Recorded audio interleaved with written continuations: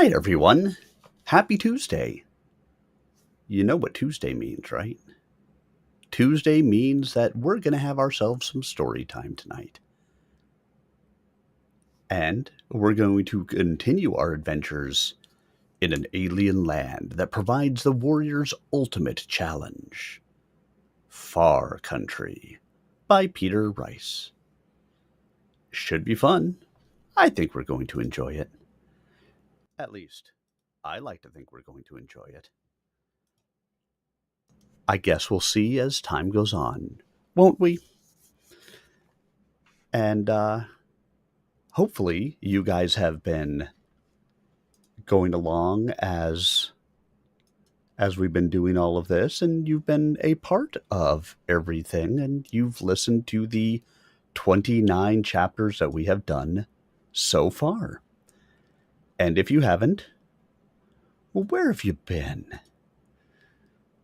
Either way, I'm happy that you're here now. So sit back, everyone, relax, and prepare to enjoy, as we are going to dive into another evening of Far Country, where, yes, there are sentient aliens within the Battletech universe. And of course, our humans who are trying to muck it all up. Because why wouldn't they? Getting my tea ready because, it's important to have my tea ready as we go, because without it, what good am I to anybody? All right, there was one last thing I needed to do here, and I'm trying to remember now what it was. I had a thunk. I had a thunk in my head, guys. Really, I did. And I don't remember what the thunk was. Because that's just the kind of guy I am this week. I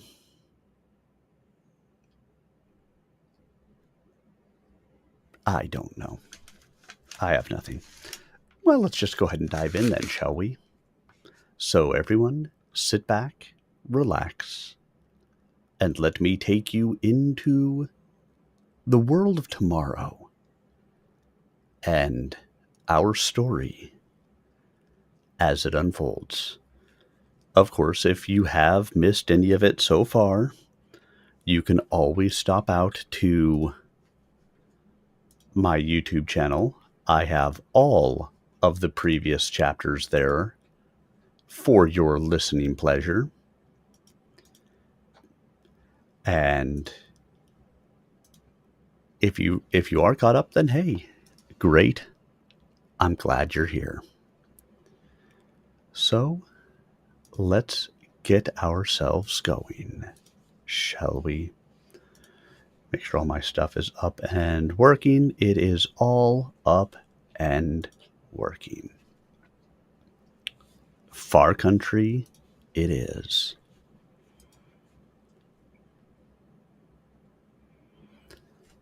"30. Vo slammed his fist down on the mahogany table, making the teacup rattle. He hated sitting cross-legged. There was no way a man could be aggressive while sitting in the lotus position. And he wanted so much to be aggressive. He was angry enough at Hoond for her bungling of the Sine affair, and now he had to deal with obstructionist bureaucrats. Didn't anyone have any brains or imagination? He wondered angrily. He was faced with the impressive stares of Homa Sirayuki and the senior members of his council. They sat along one side of the long table, while he and the commanders of his mech force occupied the other. Elizabeth Hoond was there, sullen over her loss of the prisoner and unsure of her position within the mercenary force. As neither a pilot nor a technician, she was beginning to doubt the wisdom of this alliance. Equally sullen, but for a different reason, was Kendall Pesht. The Javelin pilot had not yet recovered from the embarrassment of the recent action in the woods. His mech had been trapped, snared, tripped, and generally humiliated by unseen infantry enemy. His only consolation was that Vost had suffered equal humiliation. Seagroves was the only member of the mercenary force who did not seem to be pouting. The lamb pilot had slurped his tea with equanimity, sitting flat on the cushion with his legs straight out under the table. He had seemed oblivious to any of the discussion, casting bright stares at the serving girls who moved silently about the room. He had not mentioned his near miss on the Panther, and Vost was sure that if the subject came up, the man would blame the fog of war for the accident. The mercenary struck on the table again. "You've got to understand the danger presented by those people in the woods," he said through clenched teeth. "If either of the other enclaves decides to deal with them, you people will have a real problem on your hands." "It would seem to me, Honorable Commander," purred Tsurayuki, "that it is you who has the problem. You were supposed to demonstrate the power of your giant beasts to deal with such a small and weak force. You have not done so. It is very strange." "We can go elsewhere, you know." "That is perfectly within your right, Honorable Commander. But as you well know, we have already come to a working agreement with you." "It's not me you've come to an agreement with," sneered Vost. "You have an agreement with Seagroves. He's the one who's done all the talking so far." "That is quite true," nodded Tsurayuki. "Your man who flies has been quite persuasive in his arguments. It is he who has the most special abilities, not you. Your strengths are very great, or so we have been led to believe, but it is the one who flies who is the most impressive." Vost shook his head in frustration. "Shidosha Homa Tsurayuki, you do not grasp the concept of the battle mech or how to use it. I understand that you are amazed by the abilities of young Seagroves here, but he is not the most powerful. Even he will admit that." From the look on Seagroves' face, Vost saw that this was not a good time to call for an answer. Seagroves might just argue the special value of the lamb. "We know the location of the other humans.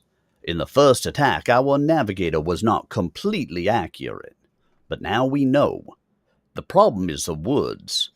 Our machines have difficulty maneuvering in the woods, but we could use the Usagumo infantry and tanks to flush them out. Then we could get at them. We must act quickly, for although they currently pose no real threat, they could be quite dangerous if they join with the Osio or Amatukaze." Tsurayuki considered the situation. Certainly the mechs had not done the job of destroying the enemy in the woods, a fact that had serious consequences not even these humans could fully understand. The Tatate in the city had learned of the defeat, had even learned of the part their brethren had played in it. The residents of the Sumaru, the mass of Tetis huddled within Usagumo, had changed as a result. It was not yet any great change, just something in the air. Some of the human waste had caught the scent as well.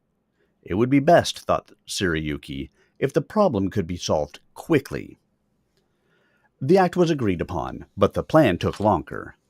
Tsurayuki had many objections, not the least of which was how to deal with the other enclaves while the Usagumo forces were out attacking the others.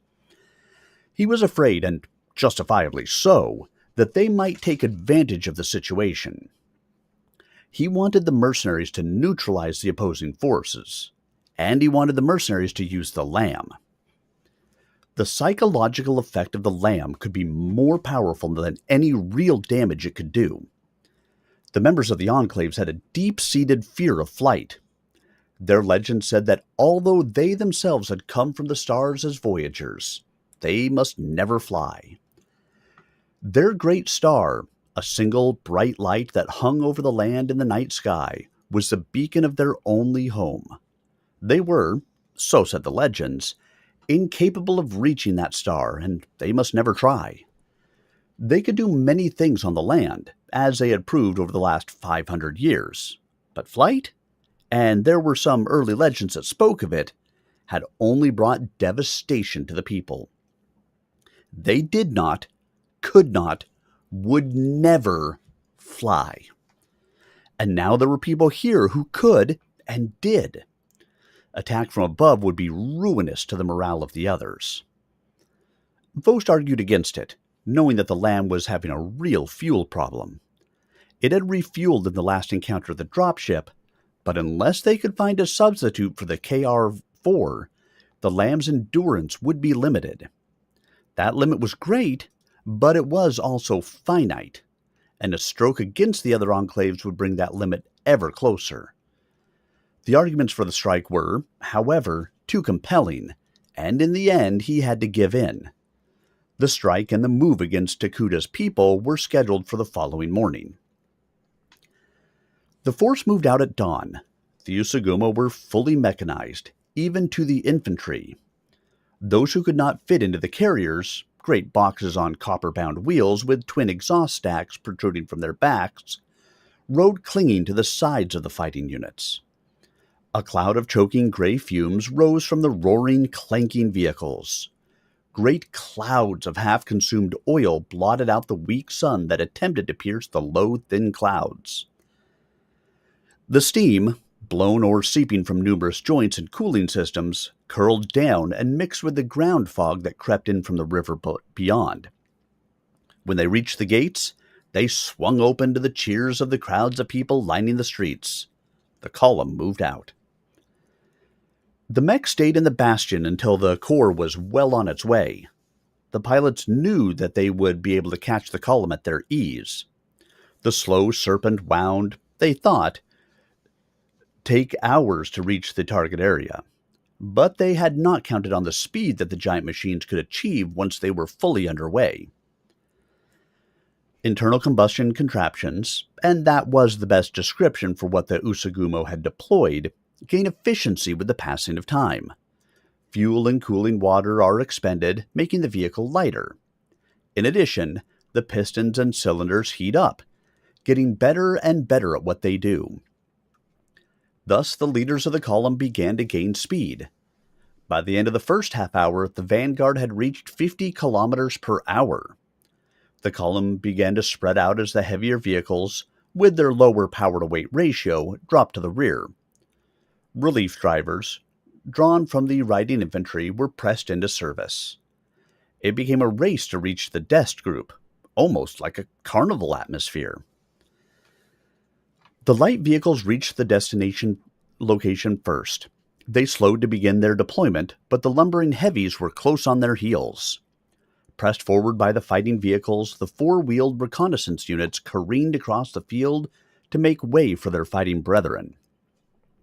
The light units were thrust aside to the left and front of the formation, the tanks spreading out as best they could to the right and rear. Unit cohesion was lost. Some of the tanks could not find their mates, but rather than slow and search, they pressed on toward the distant forest. The infantry, though still clinging to the sides, those who had not been flung from their perches when the vehicles first left the road, cheered and waved at the spectacle. Never in memory had they seen such a force go into action with so much speed and power. It was all the holidays they had ever experienced rolled into one. Behind them, surprised by the speed of the ground forces and aghast at what they saw, the Panther and Javelin came up from the river. Vost tried to decipher what he was seeing. The neat squares drawn on the map the night before had vanished, assuming, of course, that they had ever existed. He searched the formation for the deploying infantry that was supposed to lead the heavies into the scrub. They were not there. Deep in the pit of his stomach, Vost felt the sour burn of impending disaster. The bloody Usagumos weren't waiting for the mechs. Vost was torn between the urge to stand back and watch the disaster and the need to move forward and become involved in what was sure to be a hopeless situation. He chose a mid-course between the two. He moved forward cautiously, waiting for disaster. It came, and came even more violently than he'd expected. The leading forces of the Usagumo plunged into the fringe brush that marked the boundary between the savanna and the denser woods beyond. It was the point where Vost's mechs had been trapped by the pits. Vost knew what to look for now, and he saw the telltale signs of disturbed Earth. A great armored carrier, smoke streaming from its twin stacks, toppled forward into a pit, the rear wheels still above the level of the ground. A great cloud of flame and exhaust erupted from the seams between the slabs of copper and wooden sheeting that provided the armor. A fraction of a second later, the seams had ruptured and the vehicle exploded. There were no apparent survivors of the incandescent hell. Other vehicles, oblivious to the fate of those caught in the pits, kept going. The sheer weight of the attack would carry the forces at least to the heavier woods. There was a momentary flash and then an arcing light as a short-range missile launched, tracked, and found its target. It was an easy shot. Compared to the speed of a mech, the lumbering vehicles were virtually motionless. The missile struck square on the side of one, the velocity carrying the warhead through the wooden plating even before it could explode. The entire force of the detonation was contained within the hull of the vehicle. One moment the tank was there, the next it was a ball of flame rising over the scrublands. Two tanks further to the rear flashed into flying debris, then two more. Vost searched for the missiles but could see no firing signature or smoke trail. Through the dust and smoke and steam, he saw a shadowy giant stalking above the trees. A pair of giants. Vost glanced at its secondary screen. There, for all with eyes to see, were the blips of a pair of locusts. They gave the FFI of the Vost lance, but they certainly were not on his side. He was about to give the order to engage the enemy mechs when the blips drifted downward over the brow of a distant hill. Vost ground his teeth. He'd been so sure that they'd destroyed the locusts that he hadn't even bothered to change the FFI frequency. The forces of the Usagumo were now retreating across the savannah even faster than they'd charged. But Vost had more information this time. To take his mechs into the trees to find and destroy the locusts would require pushing past the retreating foot soldiers. Without the Usagumo infantry to deal with Takuta's people and their alien allies, it would be useless to press forward. It was time to call it a day. Again.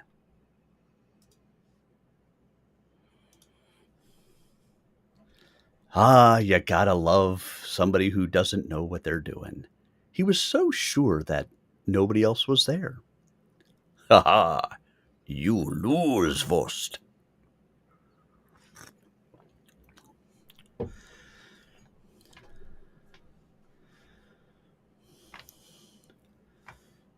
Newscast update. The chat's been quiet on the surface, but the lurking depths are alive with Cajun Tuna's silent support. Sir Arminius is steering the ship through the literary seas of far country, and everyone's welcome aboard for this reading adventure. Stay tuned for more whispers and wonder. Hashtag lurklove. Hashtag reading voyage.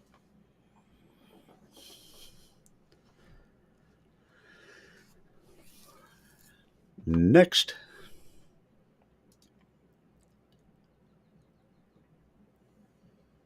"31. Seagroves held the wine goblet at arm's length, then turned it gently in his fingers, letting the brilliance of the metal catch and reflect the flames of the hissing gas mantle. He brought the cup to his lips, letting the fragrance of the iridescent green brandy caress his nostrils. Cabalos was a taste it took some getting used to. But Seagroves was making significant progress. He liked being important, and he felt he was finally getting what he deserved. He'd gotten his first inkling of what was there for the taking just after he'd first landed in the square of Usagumo. He smiled at the memory. How different that first encounter would have been if he'd known then what he knew now. But the past was past, and right now he was doing just fine. He let the Cabalos roll over his palate. Still a little too sweet for his taste, but if this was what the residents of this planet thought was luxury, That was good enough for him. From the hearth came the warmth of the fire his servants had built against the late summer chill. The day had been dim with low clouds, and at this hour the fog was sweeping in from the river. The dance and radiance of the flames gave a ruddy glow to the room, setting off the dull brilliance of the golden accoutrements. Every metal object in the room was of gold. Seagroves had seen to that. He loved the look and feel of the heavy metal. If it couldn't be gold, he had told his hosts, he didn't want it made of any other metal. The grate that held the lumps of glowing coal was ceramic. On the mahogany table that supported his feet were scattered piles of golden objects. They weren't what anyone on this planet would call art, since artistic items were usually made of the less plentiful iron. Brian Seagroves didn't care. He wanted gold, and it didn't matter to him what shape it came in. It was the gold that was important. He let another sip of Cabolos slide down his throat. There was a sharp knock at the door, followed almost immediately by the appearance of Elizabeth Hoond. Seagroves glanced up, his eyes dancing in the light of the gas lamps. Hoond looked grim to the point of fury, her brows knit together in a deep crease, her shoulders rigid with anger. Seagroves was mildly disturbed that she had not waited permission to enter, but decided not to say anything. There would be plenty of opportunity to dig at Hoond. "Why so glum?" he said with a smile, pushing the golden salver toward her. "Have some Caballos. It takes getting used to, but it's got a pretty good kick after a one or two. You look like you could use some." Hoond stalked into the room, slamming the door behind her. She reached for the crystal decanter and a goblet so roughly that some of the golden objects scattered across the table and rolled off to hit the floor. Without batting an eyelash, Hoond poured herself a glass and took a long draught of the iridescent brew. She drained the goblet, then poured herself another. "Is this all you plan to do tonight?" she asked venomously. "Just sit here and swill this stuff?" "I'm not the only one doing the swilling," retorted Seagroves, lowering his feet to the floor and retrieving the fallen objects. "But yes, if the truth be known, that's exactly what I plan to do. I'm just a minor cog in the great scheme of things. Just a technician with special abilities." "Bull!" Hoond spat the word out as though it had physical force. "Just because I've been recognized for my worth in this society is no reason for you or the others to be jealous. It's quite unseemly of you." "Bull! And again, bull! I don't know why they think you're so hot. You fly a lamb. A lamb! I'm the navigator of a starship that travels to and from worlds dozens of light years apart. I've been to the outer fringes of the known galaxy. I even have my license from the Intergalactic Mariners Union to serve as master of any vessel, any area. That's a far sight more important than the pilot of a stinking lamb." "Tut, tut, my dear Elizabeth Hoond. You make too much of yourself. You may be able to navigate a jump ship between any two known points, but you cannot fly. And that's what counts here. And I can. These silly, simple people have no concept of star travel. They have no idea of your high and mighty importance." Seagroves leaned across the table almost into the face of the navigator. "But they understand what I do." There was ice in his voice.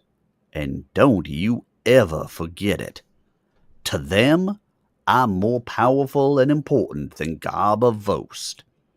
He may tell us what to do now, but if it ever comes down to a choice, I'm the one who will be able to cut the better deal. They respect me. They love me." "They worship that stupid lamb is all. It's got nothing to do with you. A mere accident of fate put you in this position. Remember, Vost can fly the lamb too. Just because these people had to abandon their jump ship 500 years ago And just because they've come to revere it as some starry home of the gods and so don't fly, is no reason they should think of you as some kind of god. She poured herself another glass of Caballos. We saw the wrecked ship when we entered this system. That's all it is, a wrecked ship. It's no mysterious home of the gods. Well, go ahead and try telling them that, and see how far you get. As for me, I'm perfectly happy here surrounded by their ignorance, and I plan to push that ignorance as far as I can. You're just jealous. You certainly have had some luck. Hund examined the golden fixtures around the room. You're getting yourself quite a hoard. You bet. These people don't understand its value, but I do. I'm going to be the richest man in the galaxy when this is over. So wealthy you won't even recognize me. But don't worry, Lizzie. I'll pay attention to you, even if Vost won't. Pig, she said in an even voice. Seagroves could see that his comment had struck home. Hund was not a steady member of Vost's entourage. Seagroves didn't know what status she craved, but she wasn't number one to anybody. She certainly wasn't important to Tsurayuki, not even a little bit. In Usagumo, women were nothing more than servants. I prefer the title Divine Lord, or perhaps King of all he envisions, to the term pig. What makes you think you'll ever be able to get off this stinking planet and away from these stinking people? Don't you get it? We're stuck here for eternity. What's all that gold worth then? Hund poured herself another goblet of Caballos, draining the decanter, then set it back down on the table with a solid thump. We're all stuck here forever. They'll plant our bones in the stinking muck by the river and let us sink in. It's hopeless. No, I don't believe that. You've had too much Caballos, and now I'll have to get more. On your way out, tell that little girl at the desk I need some. I got plans to make. Elizabeth Hund drained the last of her drink and stood up. Staggered up. She had the momentary desire to throw the goblet at Seagroves, but in her current condition, she was sure she'd miss. And what was the use, she thought? Aside from the personal satisfaction of bouncing the thing off his face, she'd gained nothing by the action. She turned to the door. Next time you come, said Seagroves, as Hund put her hand on the knob, you might try waiting for permission before barging in. Hund turned to the blurry figure in the chair. Stupid lout, she thought. Then she threw the goblet at the fuzzy pink circle above the body. Seagroves dodged the spinning goblet. His comment about barging in was as much a warning to Hund as to himself. There was no lock on the door, and that meant that anyone could enter this room at any time. It was not a good place to hide his cache of gold, a pile that seemed to be growing by the hour. He had removed his clothes from the wooden armoire in the corner and was using it to store the bigger items he'd accumulated. He had contemplated tearing out the golden tubing that was used to bring the gas into his room, but had decided against it. The management of the hostelry might become suspicious about something like that. There were other ways to store it, and there were safer places. Luckily, Seagroves had found a jeweler on one of the Enclave's side streets who was willing to turn the objects Seagroves brought him into chains. The pilot had spent most of his considerable free time combing stores in search of accessories. The little jeweler had rubbed his head in disbelief when Seagroves approached him, but such was the reputation of the Lamb pilot that no one questioned his actions. The people in the stores hadn't even asked payment for the things he took. This being a demigod was all right, Seagroves thought smugly. The first of the chains, which had arrived only today, were now wrapped around the pilot's neck. Vost had made a disparaging comment at the sight of them, but as far as Seagroves was concerned, the mercenary commander could stuff it. Seagroves was going to be rich. Vost was losing it, in Seagroves' opinion. Tsurayuki was paying less and less attention to the commander and more to him. Seagroves loved it. Vost was such a cocky bastard. It served him right to eat a little humble pie. All he'd ever done was boss everyone around. Now maybe he'd be a little less sure of himself. Sooner or later, thought Seagroves, Tsurayuki would deal with him rather than Vost. Then things would be different. The Lamb pilot rose from his chair and moved to the door to listen for movement in the hall beyond. He heard the soft patter of the serving girl coming toward his room. Hund had evidently told her to bring more caballos. It was a sure sign of his new importance that Hund would have remembered to give her the orders, and another sign that the girl would respond so quickly. He was sitting in his chair when the servant entered and placed a full decanter on the table, retrieving the empty one as she left. He checked for noise again, and hearing nothing, quietly opened the door. A soft glow of gaslight lit the end of the corridor where the concierge was stationed, but the jets in the hall had been turned down to almost nothing. The area clear, Seagroves picked up the heavy bag of gold he'd hidden in the closet and silently padded down the hall away from the servant. He was headed toward the mech bastion to add to the ever-growing stash of items he kept buried there. Sooner or later, he knew, he'd have to establish another, more secure hoard. The only place left was in the storage bins of the Lamb itself.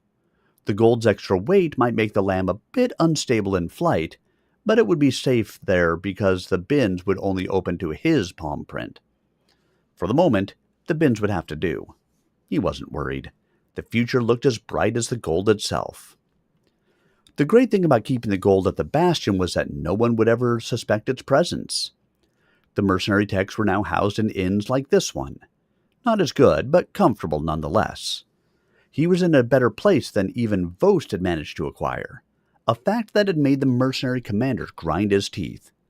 When Vost had mentioned it to Tsurayuki, the smiling Shidosha only tucked his hands into his sleeves and shrugged.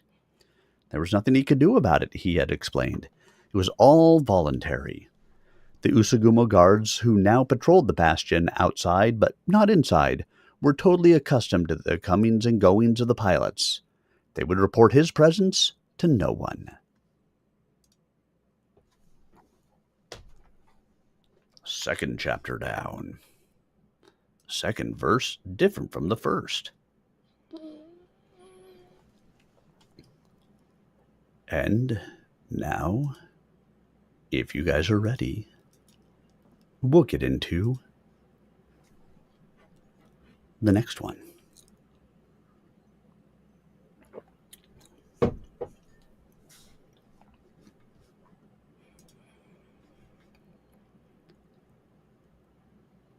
"32.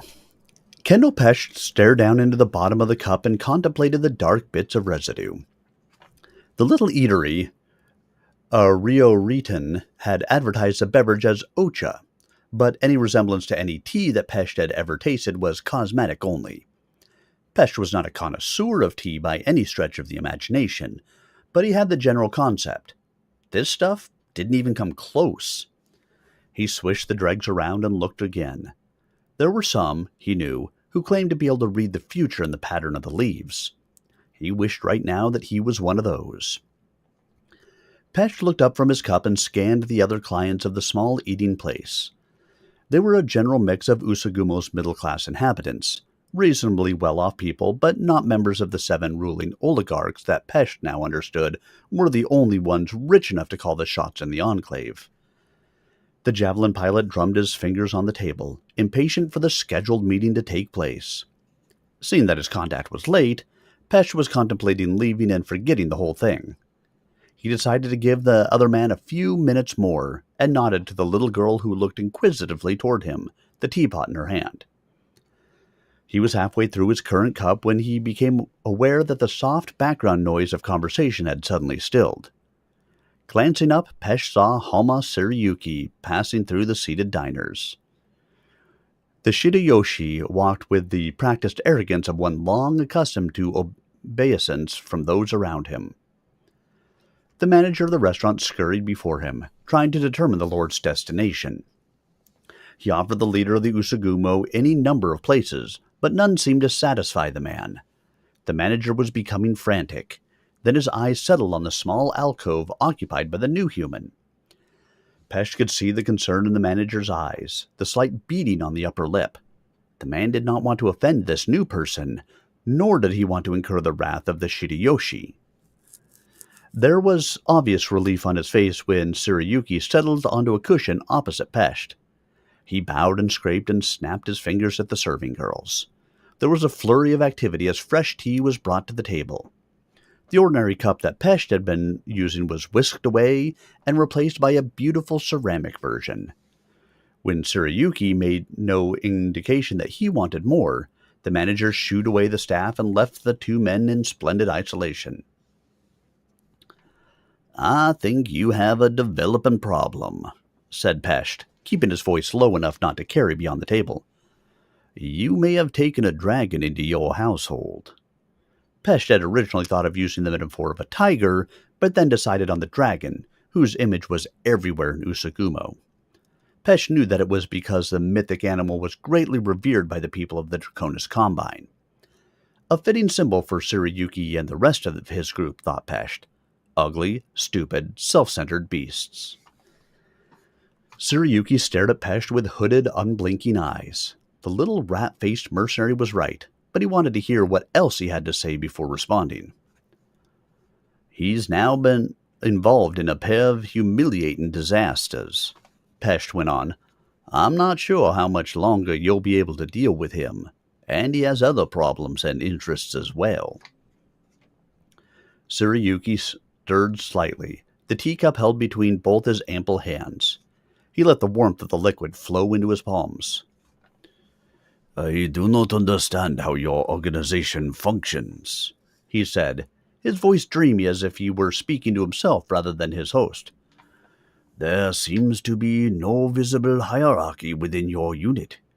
This Garba does the talking and gives the orders, but I see no apparent reason for his dominance. He is neither rich nor more powerful than the others. And what about the woman who sits by his side? I do not understand her function." Pesht leaned back from the table, then remembering he was seated on a cushion and there was no chair back for him to rest against. He hated sitting on cushions. There was no way to show superiority on a cushion. "The status of the woman is easy to explain," he said. "Vost is hitting on her." "Hitting on her?" Tsurayuki was becoming impatient. "You'd have to know Vost.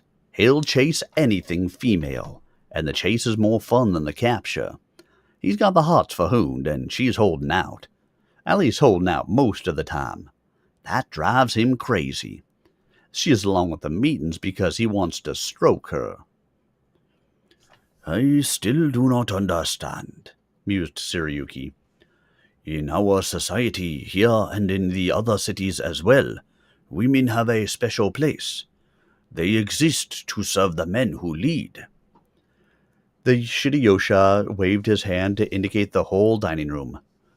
"You see that all the serving people here are women. That is as it should be. The man is in charge of the place, and the women serve. Even the women eating here are to serve the men they accompany. Doesn't your Hund understand that?" "Well, a little different from that. Hund was an officer on the ship that brought us here." Pesht could see that both the concepts of female officer and ship that brought us here were beyond Tsurayuki's comprehension. "It doesn't matter. We're different. Leave it at that. Anyway, that's our problem and not yours. You have the problem of dealing with us as a group or as individuals. And if you deal with us as a group, you want to deal with someone who can deliver. I think you're worried that Vost can't." Pesht hoped that he was on the right track. Right or not, he'd have to press on. He was too committed to the action now. "I think you will have to find a way to deal with more than Vost. Some people in the city..."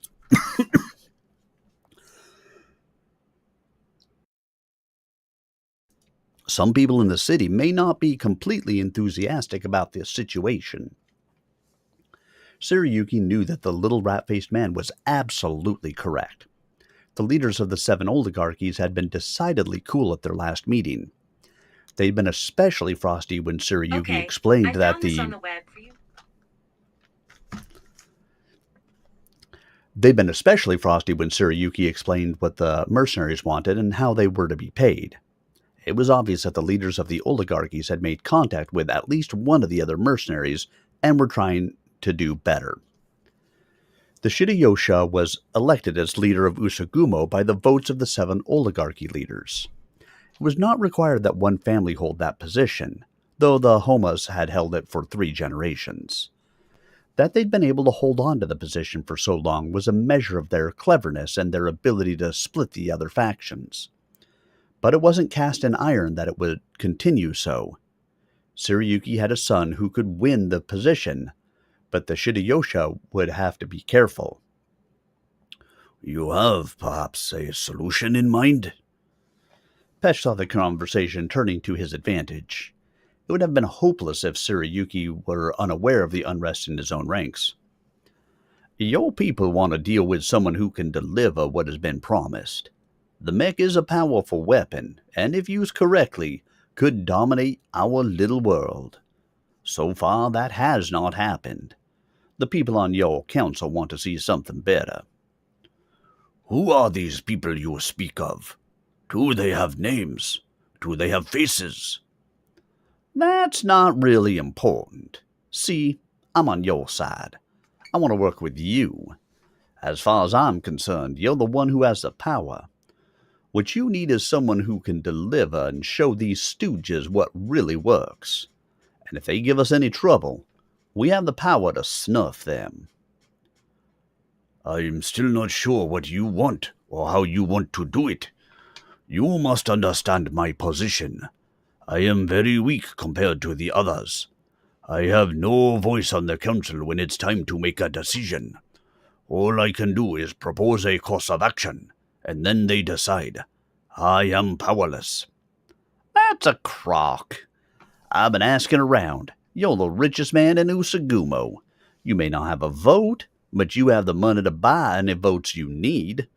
That's how you've maintained control all these years. You and your family. It is true that I am rich, but in wealth is also weakness. I can be overturned at any time. Another crock. You are the one who controls iron production here. I know that. Seagroves hasn't figured out that gold has little value and iron is everything. There's not much of it. Maybe it's just that you've kept it rare, so you have the power. I've done my homework. That's why I'm dealing with you and not one of the other dweebs. Let's cut the bull and get to the bottom line. Tsurayuki saw that Pesh was not completely blind to the truth of the situation. How the other man had found out about the iron mine was a mystery, though. He had concealed ownership through a series of dummy corporations and figurehead positions. He'd even managed to get one of the members of the council to serve on the board of directors of one of the dummies. Now, in less than a week, this little man had unraveled the carefully constructed facade. It had to be something he wanted. And what, then, is the bottom line for you? Tsurayuki asked amiably. Pesh leaned back. Damn cushion, he thought. The next meeting will be in chairs at a real table. He leaned forward, putting both elbows on the table. I can bring the team with me. We can support you. We can tell the others that you're the only one we'll deal with. If they need a demonstration of what we can do, we'll snuff one of them. Not a secret assassination like you people use. I mean a straight walk into the room, blow away the target, and walk out. Bold as brass. Bold as any metal you want to choose. That'll show 'em who's boss. I can do it. I know what buttons to push on the others. What buttons, as you call them, and what do you get out of this? Ha! What do I want? I want all of it when it's over. I control everyone in the team. Seagroves is the easiest. All he wants is money, and he thinks gold is it. Keep a shower of the stuff headed in his direction, and he'll do anything. The guy's myopic on the subject. Pay attention to him, give him gold, let him fly. He's a great big fluff ball. No problem. Boast is easy, too. I've been with him for almost 6 months, and there's only one thing he wants. Women. And the more, the better. The idea that women are servants is right up his alley. He chases every woman he sees. When he landed here a couple of weeks ago, the first thing he did was to try to set himself up as the sperm bank for the group. He's a libido at full power. I think he'd rather run after women than pilot a mech. The last one to deal with is Hoond. She's a typical insecure woman. She's doing a man's job in a man's world. All you have to do is treat her like a man. Show her some respect. Listen to what she has to say. You don't have to do anything she suggests. Just listen. That was the trouble with the female mech jockey we had. Vost wouldn't listen to her. She left. Left and took one of the mechs with her. Stupid move on both their parts. I wouldn't have left her behind. I'd have killed her first. Those are the buttons to push on them. The technicians will do what they're told. They take orders. All they want is to tinker with the mechs and keep them running. As long as the pilots don't bend the mechs too badly, they'll be happy. You still haven't told me what you want. You said all of it, and I haven't heard the all yet. Pesh smiled and slid even closer to Siriyuki. I want to be the next Shirayosha. I know it's supposed to go to your son, but I want it. So adopt me. I know it's possible. It's time for a transfusion of some new blood into the system.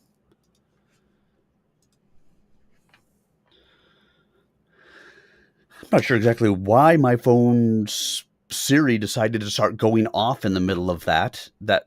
It's like still like trying to go off, and I don't know why. We're not pressing any buttons here. I have no idea. But it decided to start listening to me and, reply in the middle of the book, so always forever on the recording.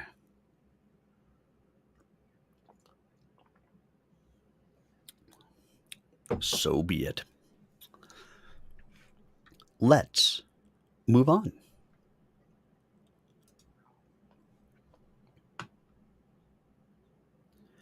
"33. Pesh let his eyes sweep across the parlor of his suite one more time, wanting everything to be at its best. Not so much in order to impress his visitor with the opulence of the place, but because he wanted to strike a pose. The place had to look like somewhere an important person might live. The inn had given him a suite of 3 rooms, with the sitting room finished to Pesh's specifications.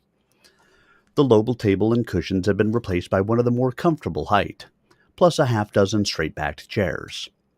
Pesh had no idea where the management had procured the items, but suspected they'd had to special order them from some local carpenter. They still smelled of recent wood workmanship. Taking a chair that faced the door, he settled down to wait.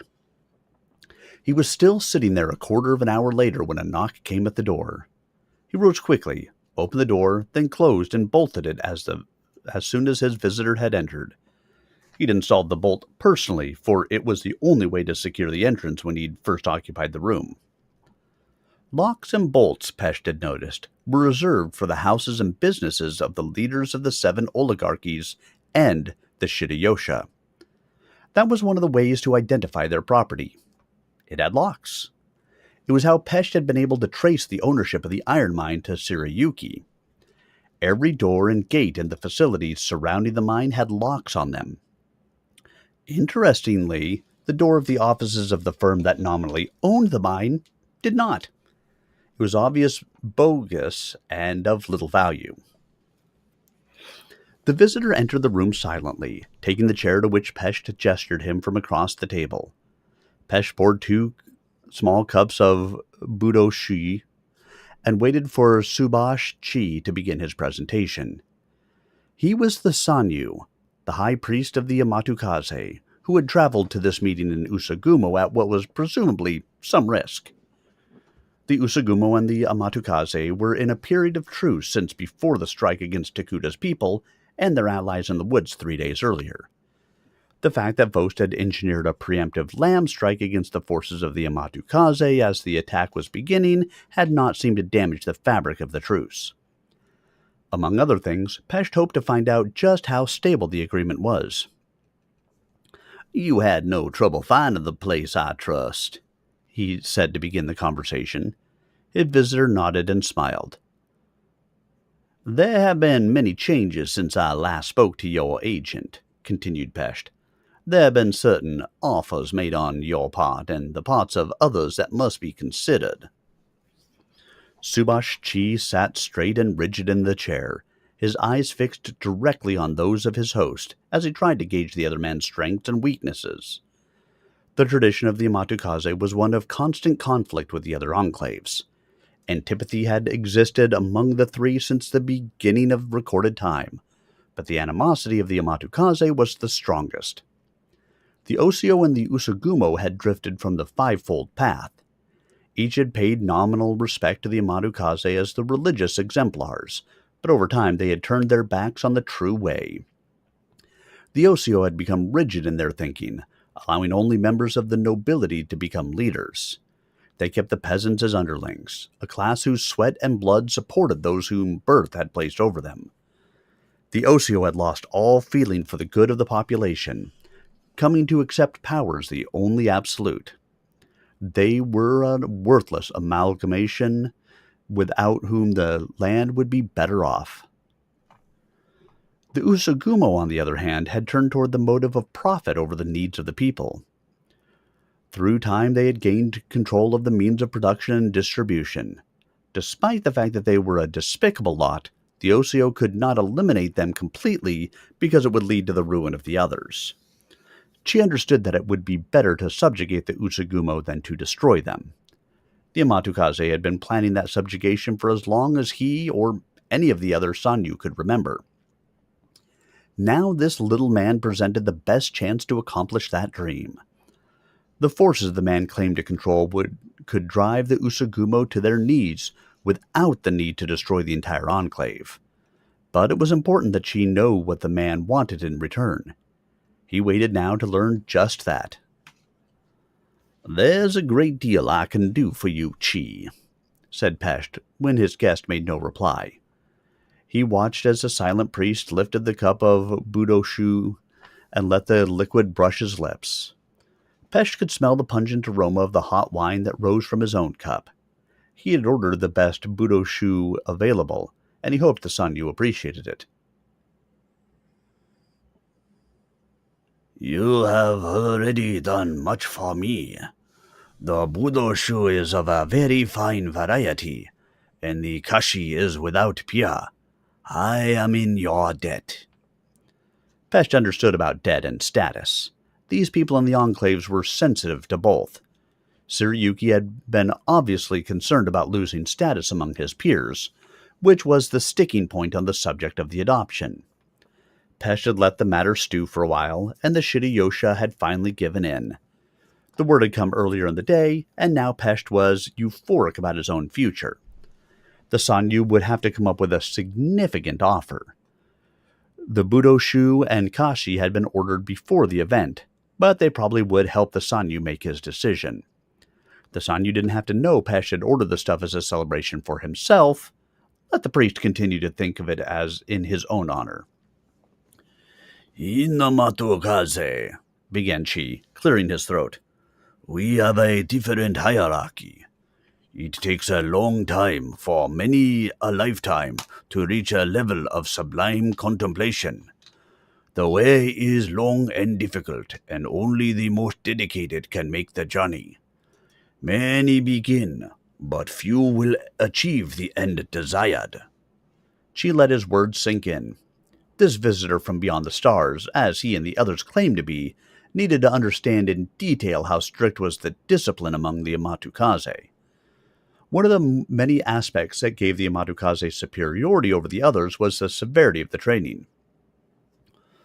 "You must understand. You must absorb the concept of the five," continued the Sanyu. There is a fivefold path to enlightenment, and 5 pillars that hold up the truth. These things must be appreciated. Is this going to be a lecture on philosophy? Asked Pesht. I've heard all this before from the first Sanyu who talked to me. He was full of the same stuff. Frankly, Chi, I don't care a hoot for all that. I want to know what you want from me and what you'll give me for that service. I'm not looking for some reward in the great beyond or in the distant future. I'm not interested in some inner peace. Get that straight from the start. But without inner peace, there is nothing. All the worldly trappings of your existence pale in comparison to that which glows from within. That is why our junior Bukoshi wear only simple gowns, sleep on the floor, and eat plain rice. They must allow the inner light to grow. Simplicity is everything. Right. That's why your temple glows at night.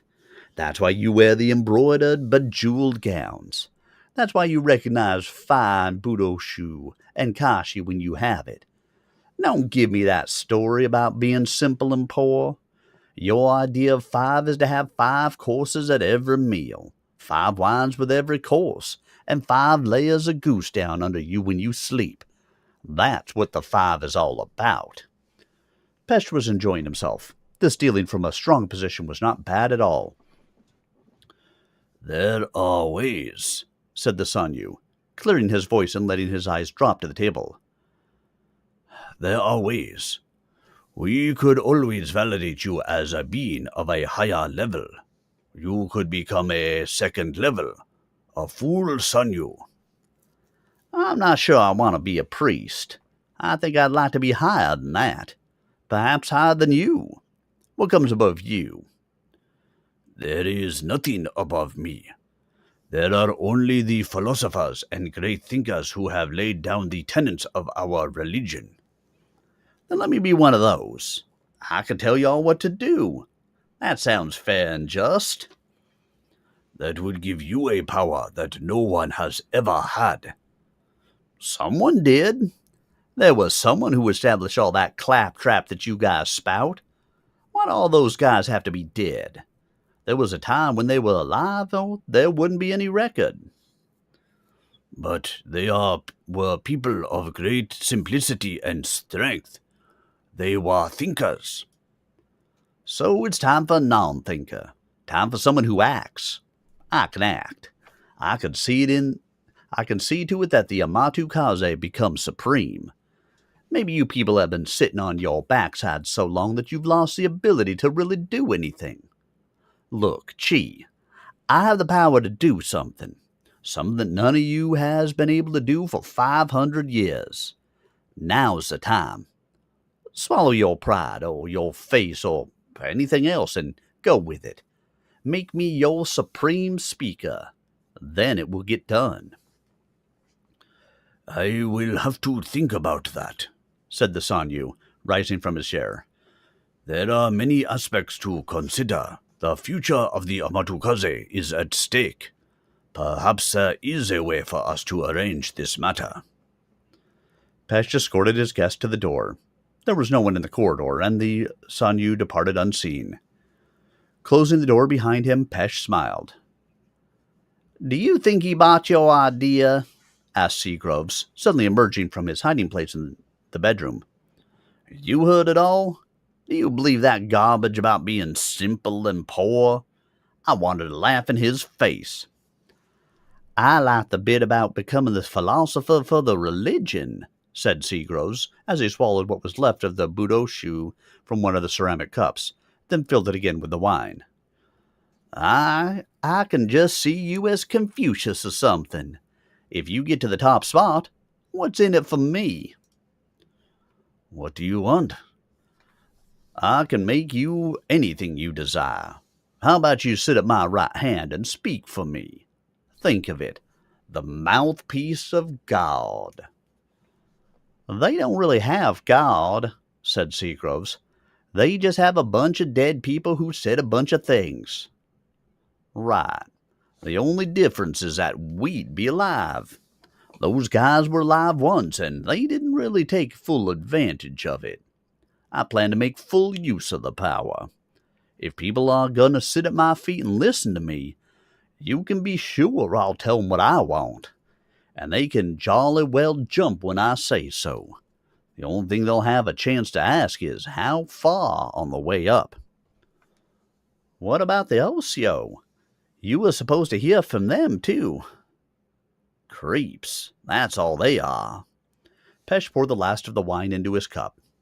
Trouble with these cups, he thought, was that they didn't hold enough. That's one thing he'd change. No matter where he went, he'd have big flagons. No use drinking something if you couldn't pour it down. The problem with the Osio, he said, is that they're too servile. Nothing like a military system to breed civility. They promised me anything I wanted. Wanted to make me their king. They said it wouldn't be hard. I didn't talk to the boss. Maybe he would have offered something else. It didn't sound like he'd be willing to bite the bullet so I could get the job. Anyway, the other guys offered to bump him off. That wasn't the word they used, of course, but they said they'd get rid of the big O and put me in his place. Said I could have the job for life. There's only one thing wrong with bumping off the big O to make room for another. It could become habit forming. Know what I mean? How long before another of them got the idea that I could be eliminated just as easily and another stud put in my place? Or how long before any of you figured it out? I'd have to eliminate the whole lot of you just to keep myself alive. I don't think I want a rule like that. Not that I wouldn't be willing to eliminate some of you. Seagroves looked at the Javelin pilot. Pesh drove the weakest of the three mechs. There was no reason why the little rat-faced man should be the one in charge. I still like the deal I have here. This is where I started, and this is where I think I'll stay.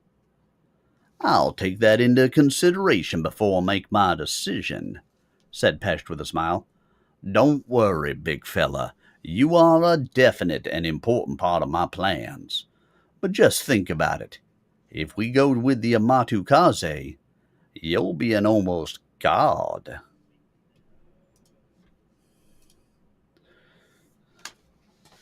They're so vain. They probably think this book was about them.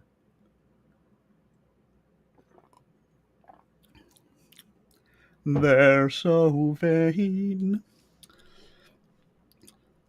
And we continue.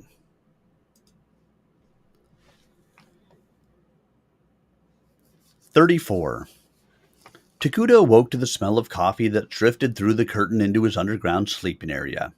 He lay with his eyes closed in the darkness, letting the aroma kindle memories of other mornings and other places. He'd been introduced to coffee while in the home of someone not originally bred in the Draconis Combine, and became an instant convert. Tea, the Combine's traditional drink, had never had the same power over his olfactory sense. Now he sat bolt upright, fully awake. Ever since Busto had been in Arsenal's section, Takuda had been brewing his own morning beverage. He even looked forward to the task as one of those little things that let him slip from the prison of command to the freedom of domestic life. Now someone else was doing it for him again. It had to be one of the Tatate. He rolled out of the cot and slipped his feet into his armored combat boots. Crouched in the outer room was the Tatate who had adopted the Dest commander. The figure was attentively watching the tiny personal cooker that each Dest member was issued. The glowing fuel tablet cast a blue-green light onto the creature's face. So intent was the Tatate in waiting for the coffee to begin simmering, for the first tiny bubbles to appear at the edges of the cup, that he was unaware of the presence of the master. Takuda stood silent and still, not wanting to break the concentration of the neophyte chef. Getting it just right was an almost religious structure for Pita. Seeing the first bubbles appear, Pita whisked the cup from the burner surface with an excited, happy gurgle. His sounds were immediately answered by others from beyond the blackout curtain. There were scurrying sounds, and then the tiny room was suddenly full of other Tatate, all hopping and bobbing with excitement and happiness. The sound and movement stopped the moment they saw the desk commander, however. With screeches of consternation, the horde of Tatate scrambled backward through the curtain. Peter presented the cup of steaming coffee. Takuda accepted the proffered mug and settled into one of the simple chairs that stood beside the equally simple desk. Both chairs and desk had been constructed for him by the Tatate. He hadn't asked for them, just mentioned in passing one day that he hated the folding stool. That had been enough. The next day, a chair and matching desk had appeared in the headquarters. They must have quizzed the other desk members about the construction. The following day, a second chair had appeared. The Tatate were attentive to the desires of the commander, and equally attentive to the other humans. They seemed to have no sense of hierarchy and command, treating all the humans the same, like gods. Each of the humans had started out as an object of fear, which then changed to nominal acceptance and tolerance. When the Locust mechs had emerged from the dropship, that attitude had changed to reverence. Now the humans were literally objects of worship. All of them equally. The fact that Takuda was the commander was of no importance to the Tatate. That he was a human was enough and all there was. The business of equal worship bothered Takuda. Equality broke down the hierarchy of command, and the commander wondered if he was going to affect his ability to control his people in the future. The problem hadn't come up yet, but the future was unknown. He would have to watch the others. The other humans had also acquired servants.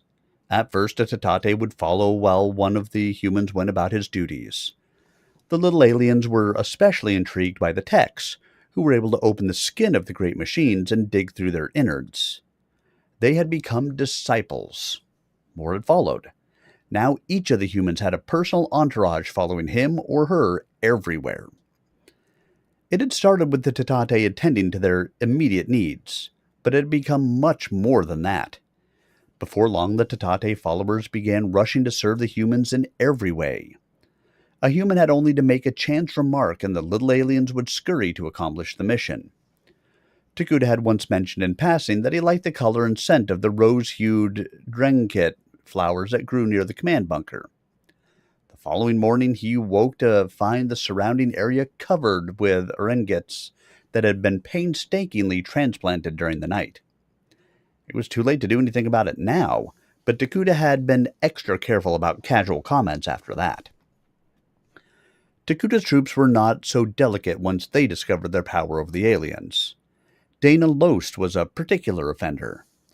After being assigned a position among some large rocks on the edge of the forest, Lost had mentioned to his personal Tatate that he didn't like having one particularly huge rock directly behind the position. When the Tatate found that moving it was beyond his capabilities, he'd gone off to organize a large working party. After struggling with the outcropping for an entire day, the party had managed to remove the offending piece. No sooner was it gone than Lost commented that he really would rather have it there after all. The Tatate had organized a second working party and labored to put the outcropping back in place. They did such a fine job that not a trace remained of either the removal or replacement. Lost had been about to comment that, in reality, he would rather have the rock where they're gone altogether when Swollen Horg, followed by his own entourage, happened on the scene. The encounter was not entirely a chance one, however. Horg had watched the removal of the rock and then its restoration.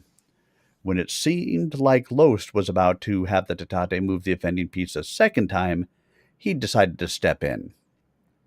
Horg took Lost aside and mentioned in his normal, soft voice that it was not right to abuse the Tatate's loyalty this way. Lost had rebuffed him, saying that it was fun to see the little bakers work. Horg had pointed out that if Lost continued, there might be serious repercussions. That wasn't exactly the word Horg had used, but he made it clear to Lost that behaving this way could lead to serious bodily harm.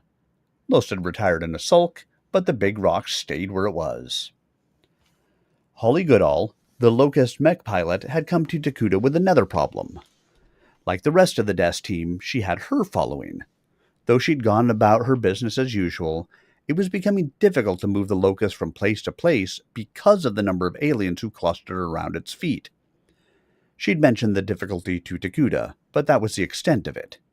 Then, one afternoon, Goodall had come to Takuda followed by a Tatate that was obviously an infant. Not just a juvenile, but a real infant. The little ball of fluff was probably no more than a year old. "Sir," said Goodall, "I have become a mother.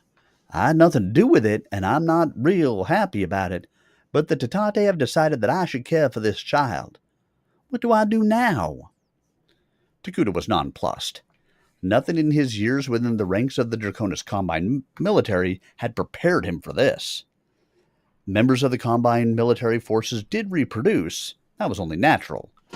Commanders were trained to deal with such events. But when a human soldier had a child, everyone enjoyed a certain lead time in which to prepare for the event. To have someone simply hand over a child for adoption was not the part of the training, nor was dealing with an alien child. The Combine didn't deal with aliens.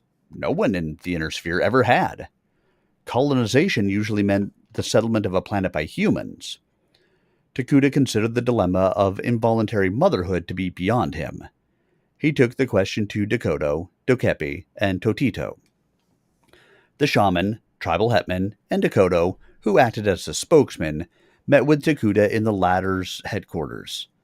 Takuda explained the situation, beginning at the beginning and working up to the delivery of the child to Goodall. By the time the meeting took place, Emmerdine Knight had also reported a child being delivered to his team. Both Goodall and Knight were trying to handle the situation, but both wanted to be relieved of the responsibility. Takuda explained all this to the three Tatate, who promised to take it to the full council and to the tribe. But the Tatate had problems of their own. The announcement of the new humans had spread throughout the woodland. Tatate visiting from other bands had come calling to see with their own eyes. They had seen, talked, and departed. It was not long before the other tribes began to arrive, at first in small groups, with the most mobile and strongest among the early arrivals. Then had come the mass of the tribes, with hundreds of Tatate now camped around the human position. By custom, the host tribe, that headed by Totito and Dokepi, was required to provide food and shelter. It was a task well beyond their current capabilities. When the council met to discuss the problem of the children, they invited Takuda to attend. That in itself was a signal honor. It would have been unusual enough for them to invite another Tatate from another tribe to attend a council. The presence of an alien was unheard of. The humans and Tatate had cohabitated the planet for 500 years, but this was the first time a human had ever attended a Tatate council. Takuda went with the expectation that he would be asked to speak, that he would be questioned about why the humans were there. That did not happen. In fact, Takuda never said a word. It all devolved on how the Tatate conducted their council meeting. Because the event was one of great formality, the Tatate's customary long orations became even lengthier than usual. The youngest member of the council, Pope, was the first to speak. She outlined the traditions of the Tatate from the very dawn of time. She spoke of the importance of the children of the Tatate. She spoke of the importance of the education of the Tatate. She spoke slowly so that Dakoto, who was translating for Takuda, would not fall behind. She spoke of the coming of the first humans 500 years ago. She traced the development of that relationship stage by stage. She talked on and on. Takuda found the history interesting if slightly long-winded, but it seemed interminable. He began to wonder whether Pope would ever get to the point when she would arrive at the question at hand. Finally, after nearly 4 hours of straight talk, she mentioned the children and the humans. Then she sat down. Now, thought Takuda, they would ask him for his opinion. But they didn't. Another Tatate counselor rose and began to speak. He outlined the traditions of the Tatate from the very dawn of time. He spoke of the importance of the children of the Tatate. He spoke of the importance of the education of the Tatate. He spoke slowly so that Dakota would not fall behind in the translation. He spoke of the coming of the first humans 500 years ago. He traced the development of that relationship stage by stage. He talked on and on. Takuta began to lose it after an hour. At the end of 2 hours, his eyelids were sagging. By the end of the third, he was drowning in the talk. And still the second man went on. When that counselor was finally done, another rose in his place and began all over again. Takuta was not well versed enough in the history and traditions of the Tatate to understand that each of the speakers was describing different incidents and different tribesmen. He nodded off. Even his Bushido training could not keep him awake for the 18 hours of talk. The Tatate had the advantage. They could shut down half their bodies while the other half remained alert. They were built for just this kind of marathon. In the end, they made no decision that Takuta could determine, yet Dakota assured him that no more Tatate children would be delivered for adoption. The aliens would still continue to revere the humans, however. There was no way to change that. Takuta stumbled back to the headquarters bunker and collapsed into a profound sleep. I love this tradition of the Tatate, where they just basically all 12 members of their council say the same thing over and over and over again. I mean, great for them, horrible for humans because, yeah, we're just not into all of that.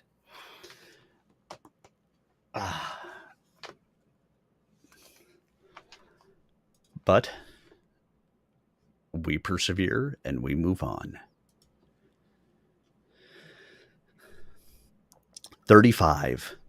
Takuta awoke to find an unfamiliar civilian waiting for him in the outer room of the bunker. The man was dressed in a long, dark gown, but was unadorned except for a 5-petaled lotus pendant hanging from a massive iron chain around his neck. The petals were of different colors: pale white, clear, turquoise, iridescent, and one that glowed softly in the dim light of the underground bunker. The man bowed and introduced himself. I am Hushiku Miburi. I am a resident of Amatokaze. Some say us have learned of your presence and would like to hear what you have to say. We know what is happening on our small world, and there is much grief here. We seek to achieve a harmony that the current situation has disrupted. We want to see harmony re-established. Takuta gestured the man onto one of the chairs in the headquarters. He had 3 of them now, a third having appeared unbidden in the same way as had the first 2. Takuta made a mental note to tell Pita that he had all the chairs he needed.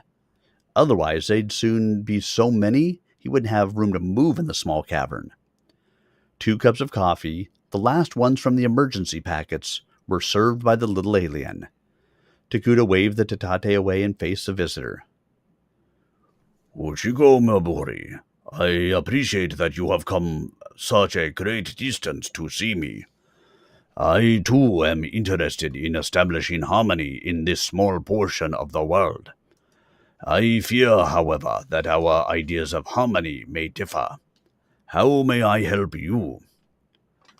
There have been many times of harmony in the history of the cities. Our beginnings were in great strife, and there was much death. Then that time passed, and we began to understand that to kill each other was to destroy everything. We declared an end to war. That time continued for many generations. The small cities were established. We grew and we prospered. Over the years, over the generations, over the centuries, we grew stronger and more secure. There were divisions among the clans, but mutual need kept those in check. There were always those who sought to destroy the harmony, but they were kept in their place. It is that attempt at harmony that you see when the Guntai face each other. Long ago we abandoned the terrible weapons of the past. Some survived, like those you see driven across the fields. but they are our champions. No group could totally subjugate the others. No one win a war. And so the battles continued. The forces of the designated cities would meet on the field. The champions would face each other. There would be battle.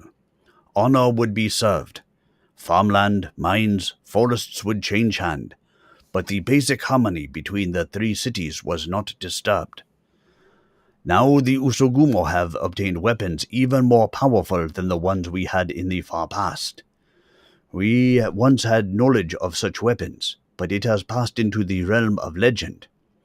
We know about them, but we no longer understand their use. And now people will die on the field. It will be more than the champions.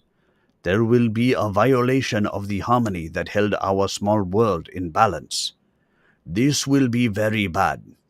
I come to you, sent by some of my friends, to see if harmony can be restored. Takuda listened in silence as Hushiko Maburi explained the situation. I understand the necessity of harmony, and I understand that the Usogumo have obtained a weapon system that will destroy the balance of power. But I do not understand how my intervention will restore that harmony, he said. Maburi pressed his fingertips together over the untouched cup of coffee. We have been led to believe that you possess weapons equal to or superior to those of the Usogumo.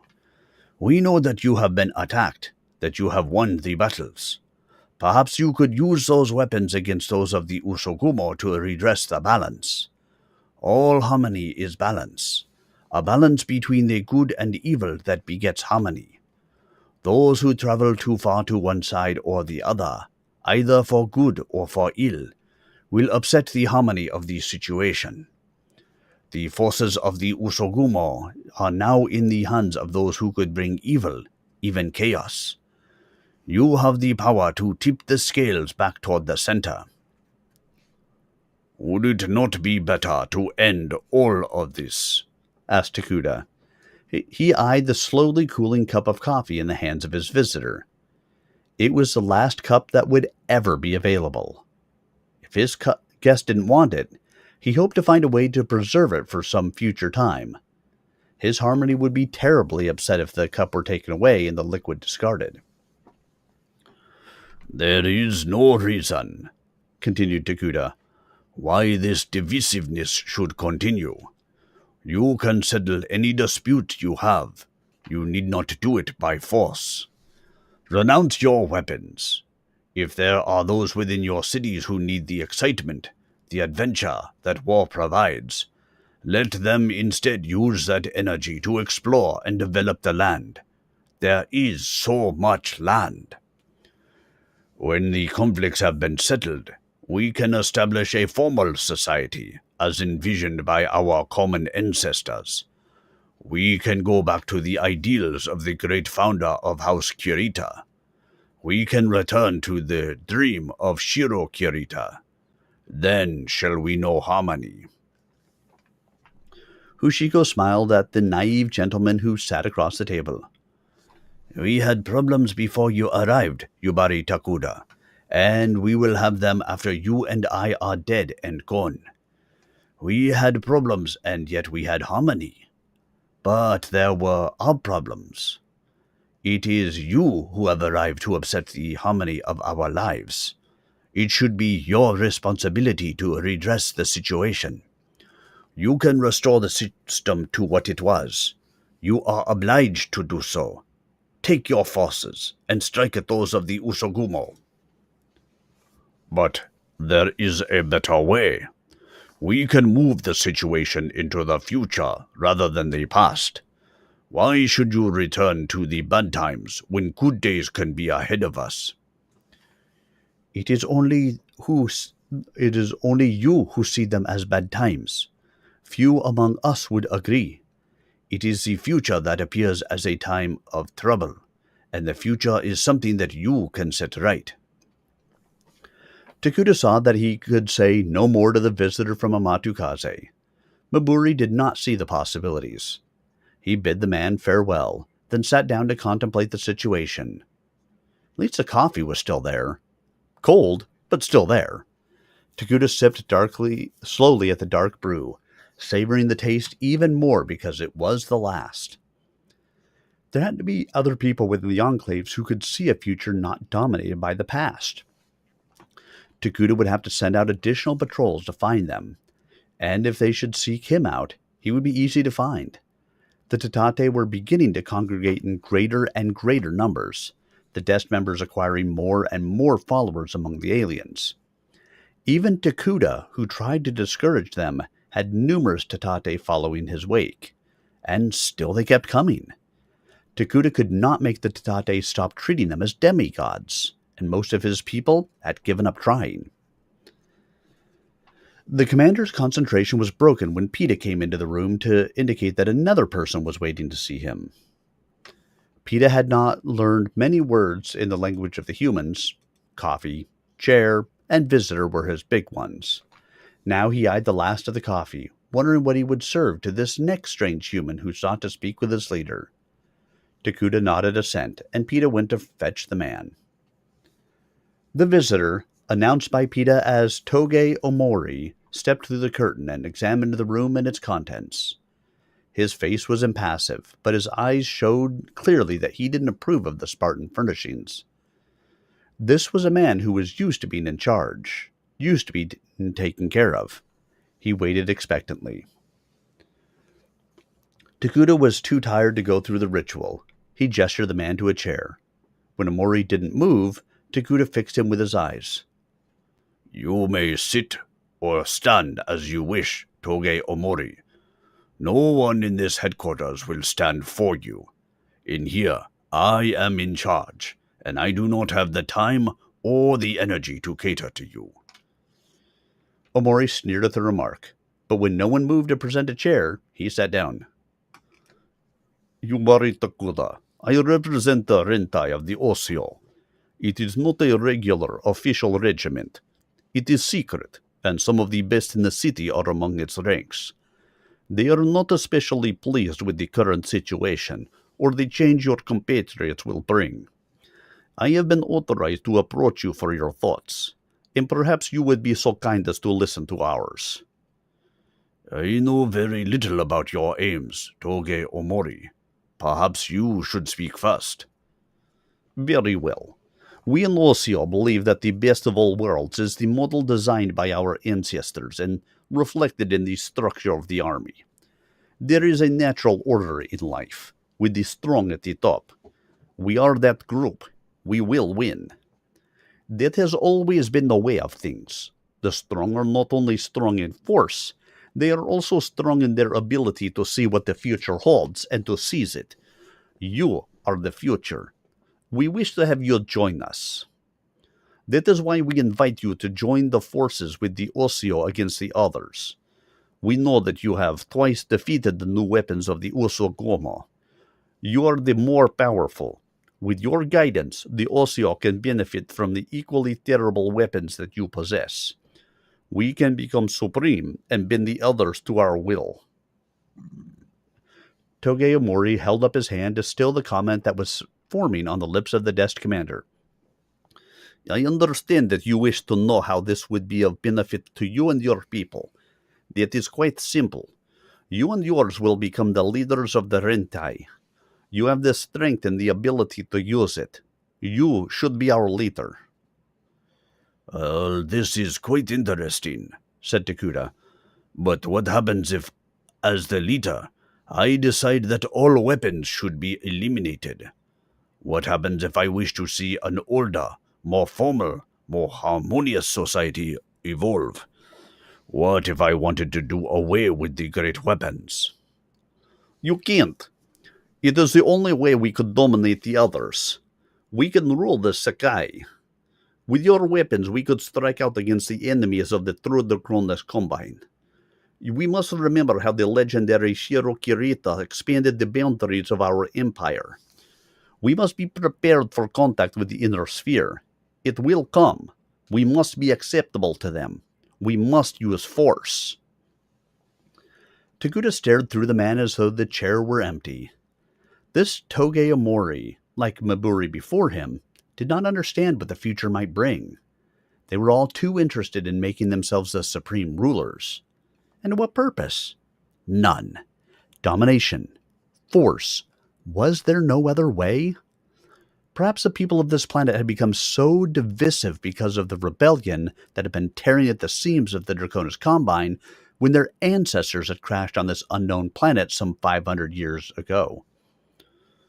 Toge Omori, you have said many interesting things. I have heard other proposals from representatives of all three enclaves.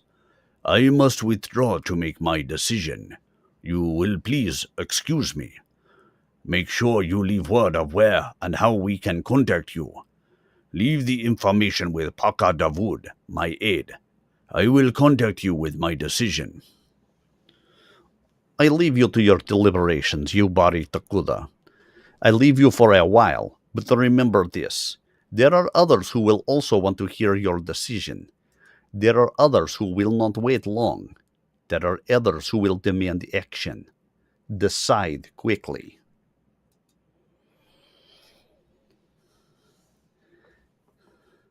I figured, I had to have a different accent for one of the enclaves. Russian seemed appropriate for the militaristic enclave. Don't you guys think so? Am I wrong?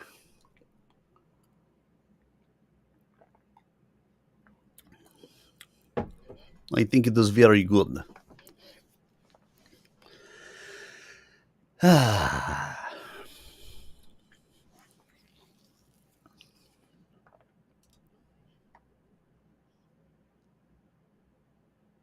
36.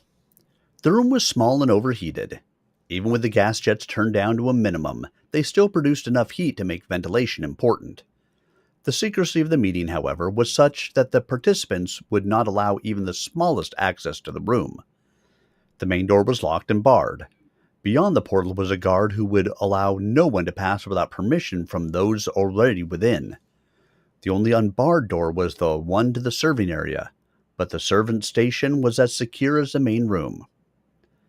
5 men were present at the meeting: Hushiko Mabiri, Toge Omori, Akira Kochira, Deu Kanso, and Pinto Geppu. They sat cross-legged around the inlaid table, which was set with the cups and a pot of a simple tea service.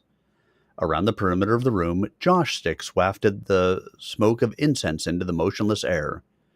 Kochira, host of the ceremony, tapped softly on the table, and as if by magic, a small tatate appeared from the serving quarters to replace the empty teapot with a full one. Then the alien vanished as quietly as he had come, returning to the serving area. 3 other tatate remained, but the only humans within the secure rooms were the 5 at the table. Kochiro wiped his mouth with a small cloth, carefully tapping his lips with a single cloth-protected finger. "We are all of one mind," he said, his voice so soft that it carried only to the other 4. The others sat motionless, wooden statues carved and silent. They heard, but there was no reason to answer. "And since we are all of the same mind, and since we have discussed this before, we need only review what we have planned and what we have discovered within the past 5 days. When first we met, we discussed the situation presented by the arrival of the other humans. We did not know then, and I am not sure we know even now, from where these people come. They have said, and they continue to say, that they come from beyond the stars to arrive here by accident. I accept the story, yet there is still the nagging doubt. They carry the symbol of our own legendary ancestors. That could be mere coincidence, but I think it is not likely. But let us pass over that for now. They are here.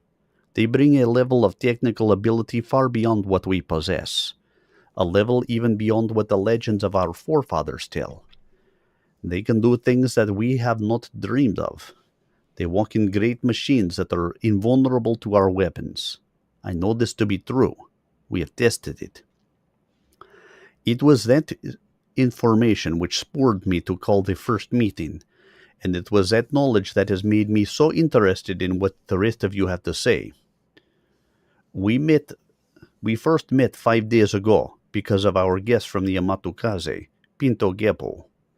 I note that with interest that he has brought another of his brothers to visit us now. We welcome Hushiko Miburi of the Amatokaze. We understand that he has had direct negotiations with the leader of the forest forces, Asia Toge Omori. We will be interested to hear their reports. Koshira passed the teapot to his right. Omori poured a serving of tea into his tiny cup and passed the pot to the right again. The pot made its way around the table to come to rest again in front of Kochira. No one spoke during the passage, and none of the participants lifted his eyes above his cup until the ceremony was complete. Then Miburi raised his eyes and spoke. It is true. I have met the leader of the forest forces. He is Yubari Takuda, and he is a most dangerous man. He does not understand the position of the enclaves. He does not see that we have attained a measure of balance. He does not understand that the best thing he can do is go away with all his brothers. I approached him with these thoughts, but I think he wishes to remain. He plans to impose some structure, a concept of his own, on all of us.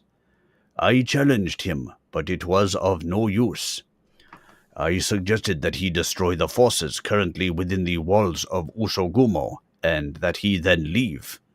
This he did not accept.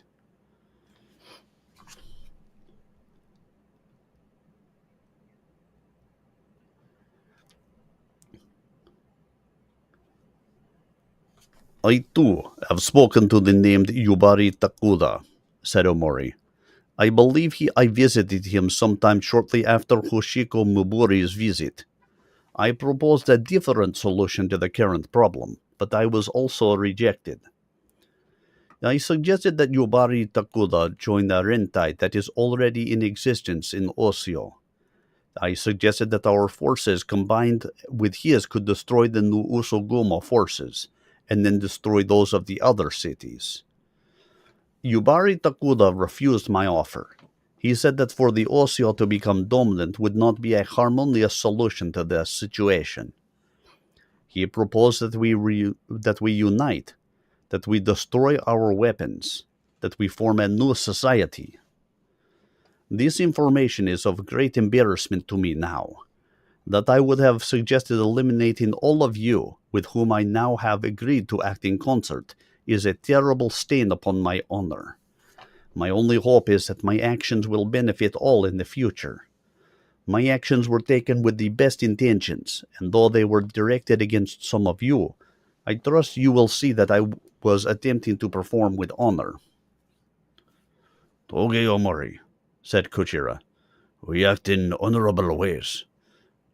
For you to have suggested a course of action that would be detrimental to those of us at this table is not without honor. You did what you saw as a correct course. Times change, and then the opposite way becomes a true one. That is the teaching of the Tao, but it is not without honor. Kochira nodded to Miburi. It is what I have foreseen would happen. Kochira went on. That is why at our last meeting I put forward a plan to deal with these problems to our mutual advantage. We are not. He let his eyes make contact with each individual at the table. The most powerful members of our societies. We are not the leaders of our respective cities, but each of us wields certain power, and working together we are stronger than any of the enclaves. It would seem strange that with only 5 people we could be stronger than an entire city, but it is true.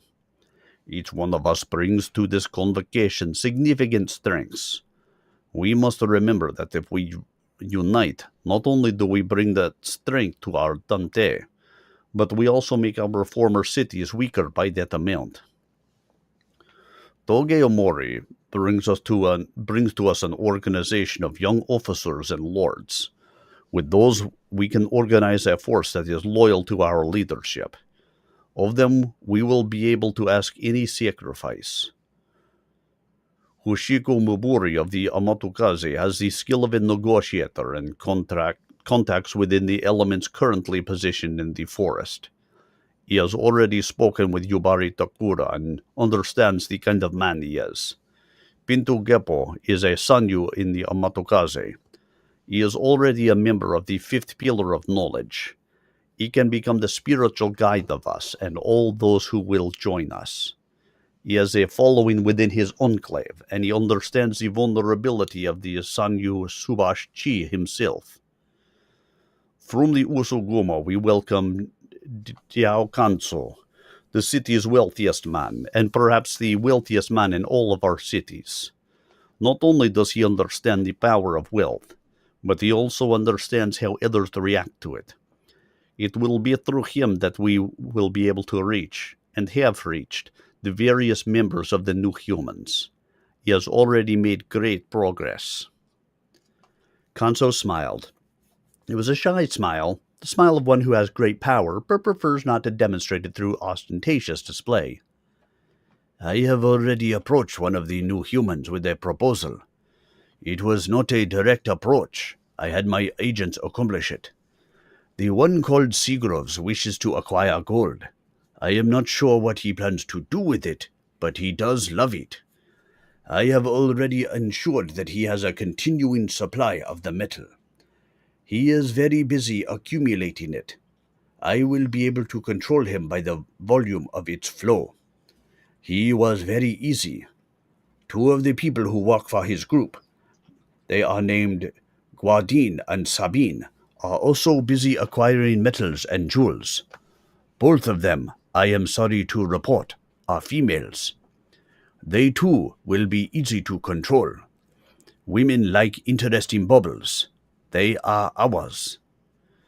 I have even had agents make contact with those in the woods. I did not approach your Yubari Takura, but my people did contact some of the others. There is one who will join our camp. He has been without wealth all his life, and the thought of being rich is an unbearable stimulus. He will join us if we can continue to make it worth his while. Kojira tapped the table again, and the Tatate replaced the empty teapot once more. The Usugumo host paid no attention to the ancient alien who performed the service. The wizened figure might have been no more than another piece of furniture, for that was how the Usugumo viewed the Tatate. Kojira knew that this Tatate, an old one named Pope, had been in some form of service to the councils of the Usugumo for as long as anyone could remember. He had no friends in the city except for his own family. A piece of furniture.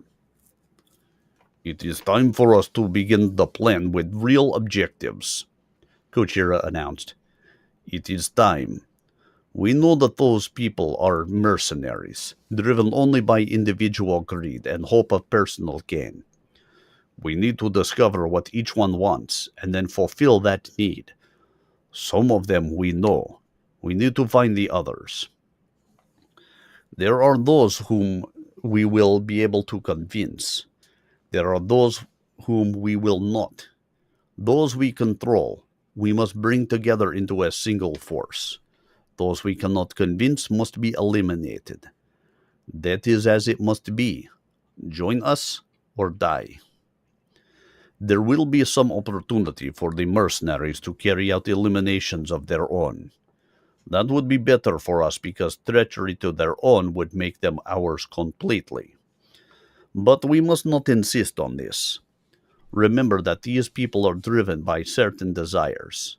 We must not tread too heavily on their possible dislikes and lingering loyalties. If they will not terminate their own people, those who will become their enemy, then we must do it. I am sure that Toge Omori or Sanyu Pinto Geppo will be able to find those who will do it.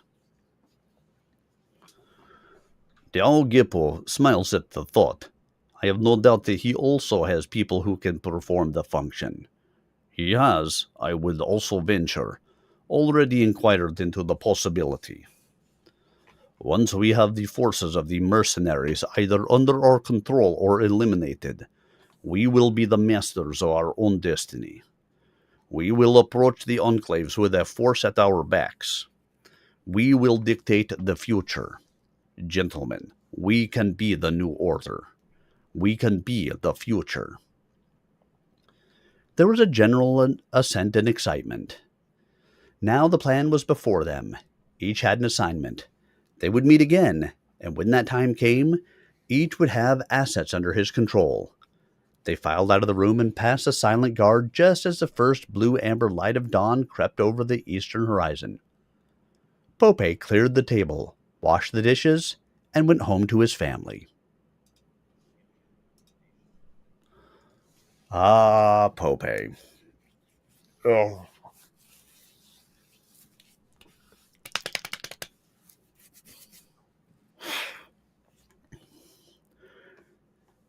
Pope, who will pass along word of all of that stuff to the Tatate.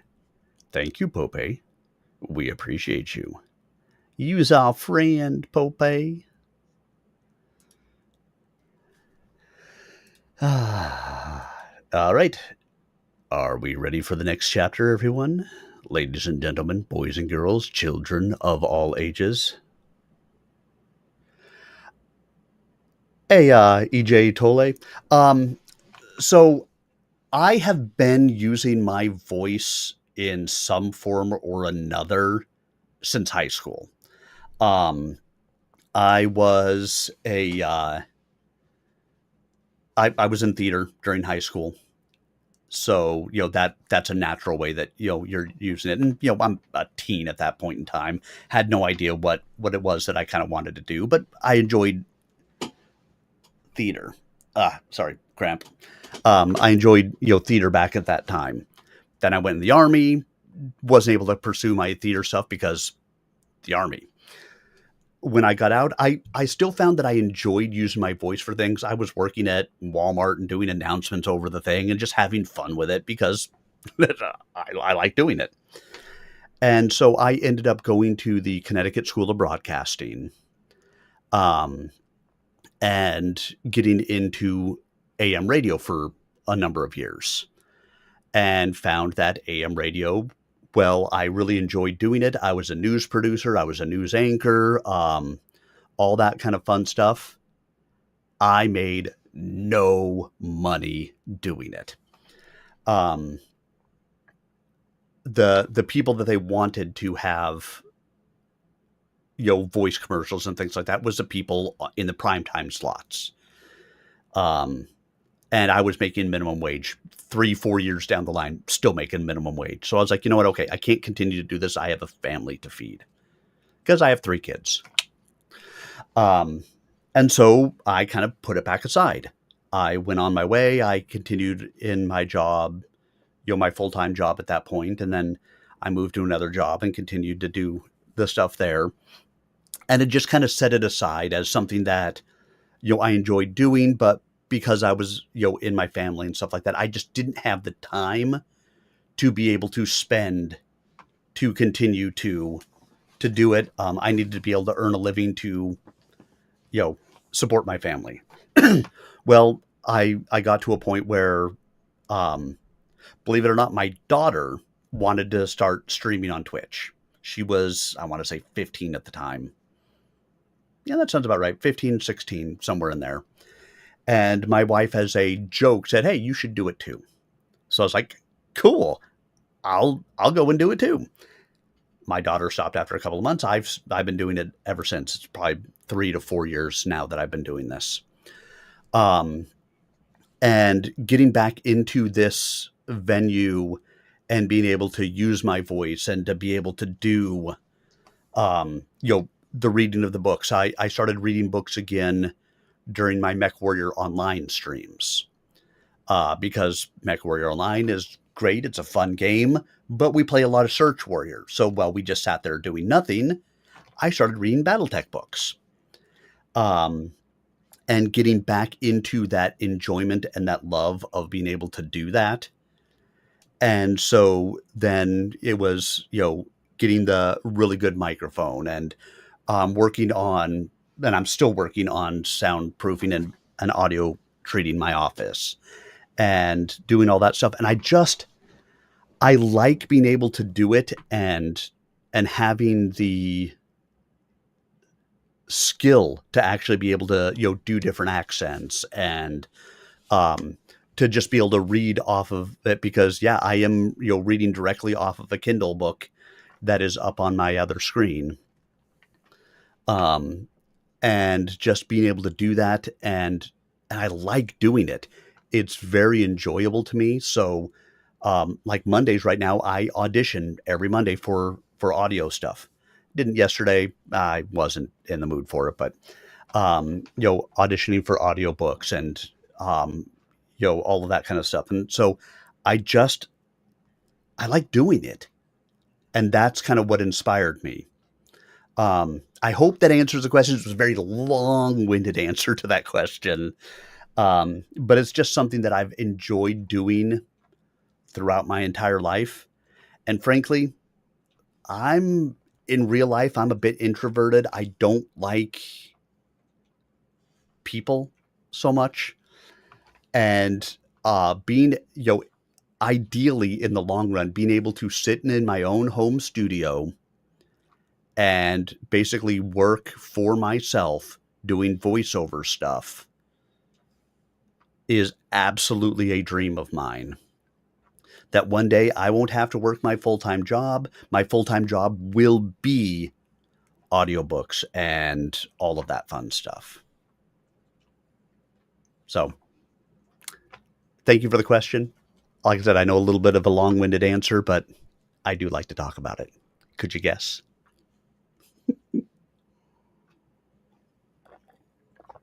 Thank you. I appreciate it. It is a long road. One of the things that I have learned, and that is probably the hardest thing to learn with it, is there is no such thing as an instant success. I've been told by people most of my life that I have a fantastic voice for a lot of this stuff. And actually getting work in doing some of it is really hard. I audition for a lot of stuff that just goes nowhere. Because that is the nature of the business, especially post-COVID, where everybody has setups like these. And so I do a lot of auditioning on ACX, which is, basically self-publishers kind of stuff for Audible.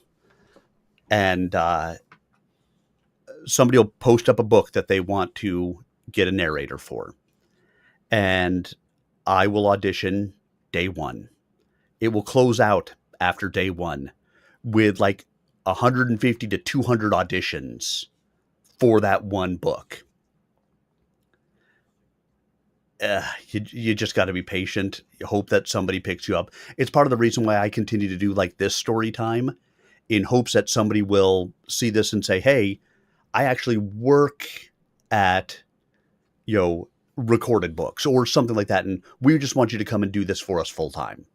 And, there's a local studio where you can do it from home or whatever else. That would be the dream. But if not, I will continue to enjoy telling stories.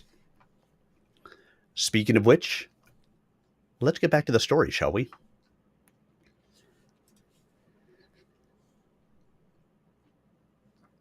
"37. I hate being treated like a slab of meat." Elizabeth Hoon shrugged off her jacket and hung it over the back of a chair. She flopped down in the chair, threw her feet onto the table, and accepted a goblet from Seagroves. "Vost been at ye again." "Not Vost. It's these damn people in the city. Every time I go somewhere, and even when I don't, there's always someone lurking around trying to make a deal.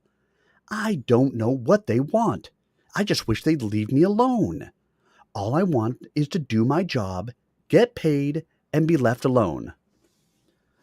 "You don't understand the situation, do you, Beth? You're a mercenary now. You do things for pay, and it's the pay that's important." Seagroves gestured around the room, with every surface glowing with gold. "Just look at how well I'm doing. I've got an agent out there getting me all the gold I can handle. I'll be so rich when this is over that no one will be able to touch me. They want to know what you want, decide what it is, and get on with it." Gold doesn't have any value here, you fool. No wonder they give you all you want. It's iron they want, not gold. But they will. Trust me. Everyone wants gold. Maybe not today, maybe not tomorrow, but sooner or later they'll want gold. And I'll have it. Then I'll be rich. Suddenly the door to Seagroves' sitting room opened violently to reveal Vost and Pesht, who entered unbidden. Seagroves made a mental note to lock the door after anyone came. He hated being surprised by visitors. He rose now and threw the bolt with pointed significance. To what do I owe this special surprise? We've got to talk, said Vost, as he dragged a chair next to Hund and sat down. You got anything to drink here, Seagroves? The mercenary looked around the room. My, this place seems like a temple to avarice. I'm no more avaricious than you, Vost. It's just that we're interested in different things. We all have our way of keeping score. Mine is money, especially gold. I don't cop at you for your way. At least I won't get some disease from the gold. Neither will I. And as far as disease goes, you've already got it. It's a disease called stupid greed. If it doesn't kill you, it could kill one of us. Why don't you just dump this stuff and collect something else? Sometimes I think you're numb as a pounded thumb. I can't even remember why I hired you. You hired me, O exalted leader, because I'm the one with the lamb. Fine. Enough said. Let's deal with the real problem. Vost drained the goblet Seagroves had poured him, and grimaced. This city didn't have one decent alcoholic beverage in its entire inventory. He sat back and gazed at the other three. I suppose you've all been approached by someone or another about our status. I know I've been so popular with different people that I can't even crawl into or out of bed without finding someone waiting to talk to me. I thought that was what you wanted, said Hund with an evil look. I didn't know you ever went to bed alone, if you could help it. I don't, Beth, but I want to choose who that person is. How about you? Get stuffed, Vost. Maybe it'd be you if you were the last man on Earth, but even then I'd probably choose celibacy as a more viable alternative. Stow it, interrupted Seagroves. You said there was something important. Let's get on with it. I need to fumigate my rooms.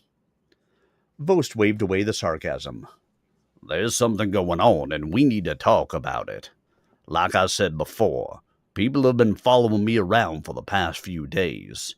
They all want to talk deal. Do we want to talk deal? Same here, said Pesht. He didn't want to elaborate on the subject. He'd been talking deal almost since they'd arrived in Usagumo, but these offers were different. From what I understand, it's a consortium of businessmen from all three cities. They're outside the normal channels of power. The others confirmed Pesht's words. There was another group, a gaggle of financiers, religious leaders, and officers who were willing to pay for the services of the mercenaries. The contact with this group was tenuous. None of the mercs was quite sure who was in charge. Pesht raised an even bigger issue. He wondered if it wasn't all a trap on the part of Tsurayuki. Perhaps the Usagumo Shirayosha was trying to trick the mercenaries. The others thought about it and then discarded the idea. They could see no reason for Tsurayuki to try to trap them. The only motive would be if he had reason to believe the mercenaries were not loyal to him. Everyone at the meeting assured everyone else that they'd never considered cutting another deal after the first few days. On this point, all were quite adamant. Well, it looks like Tsurayuki has competition, Vost said. So, let's see what the others have to offer. It can't hurt. Pesht contemplated the toes of his boots. What about beating the bushes for the others? I mean, if we can sit here doing nothing and still find competition for the Usagumo, How many others might be out there? Why not take a look? Maybe we've been too sedentary. Maybe we need to do some looking. Everyone fell silent for a moment. They'd all been thinking the same thing for at least half the meeting, and now someone had verbalized their thoughts. They agreed.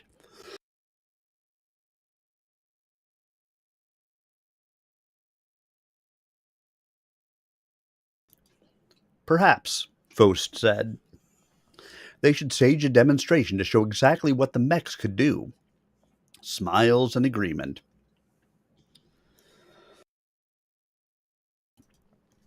The following morning, even before the first rays of the sun rising had touched the glacis of the mercenary bastion, the full team assembled. They came as individuals, each one drifting through the pre-dawn darkness to rendezvous at the entrance. Silently, the ground crew took up defensive positions within the covered way. Silently, the pilots conducted the last pre-op checks on the great battle mechs. As sunlight began to dapple the forward slope of the bastion, all three monsters came to life. In an explosive roar that reverberated within the fortress, and then from the walls of Usagumo, all three mechs cleared the walls and began their violent sales pitch to those interested in absolute power. They cruised north at 40 kilometers per hour, an easy pace for all three mechs. They bypassed Amatukaze in the early dawn, the guards at the gate agape as they watched the metal monsters stride past. An hour later, they assembled before the walls of Osio.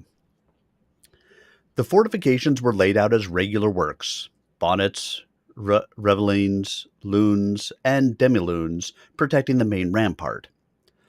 The works were unmanned because there was plenty of time to reach the works before any adversary could storm the glacis and counterscarp. It was a perfect place for a mech demonstration. Vost did not want to kill people, just destroy property. Killing would only lead to hard feelings on the part of the survivors. A vendetta might follow. That was not the point of the exercise. Vost merely wanted prospective employers to see what mechs could really do. He wasn't even interested in having the Lamb go airborne. They'd already demonstrated the Lamb's abilities. Doing so again would serve no purpose. Besides, Seagroves was cocky enough already being hailed as a hero. The Lamb would walk. Seagroves was not happy about the situation, but he accepted it. He was perfectly aware of the fuel gauge on the dashboard, and didn't want to waste fuel if it wasn't necessary. He mused idly about rerouting the energy from the Allied 250 fusion core into the AVR Tech 125 jet propulsion system. Tammy Wilson, the chief tech still with the mercenaries, had been thinking about the problem, but she'd need help from Yapudi and perhaps even Mark Jacobs. Unfortunately, both had decided to remain with Takuda. Seagroves shrugged. Yapudi and Jacobs would be on the team once the real bidding for services began. He settled into the cockpit seat and traversed the wall section looking for a good target. As planned, Pesht and the Javelin began the demonstration.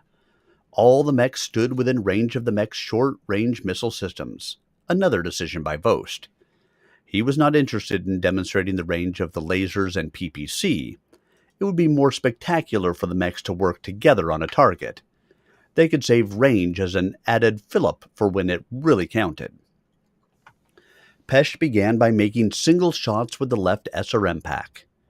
There was an explosion and then the blast of an arcing missile.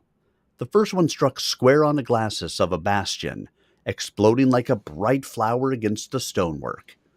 Pieces of the outer face peeled away, hurtling through the morning air. The second missile struck the exposed understructure and burrowed deeply before detonating. A muffled explosion, a fountain of rubble, another missile struck home, another cascade of flying debris.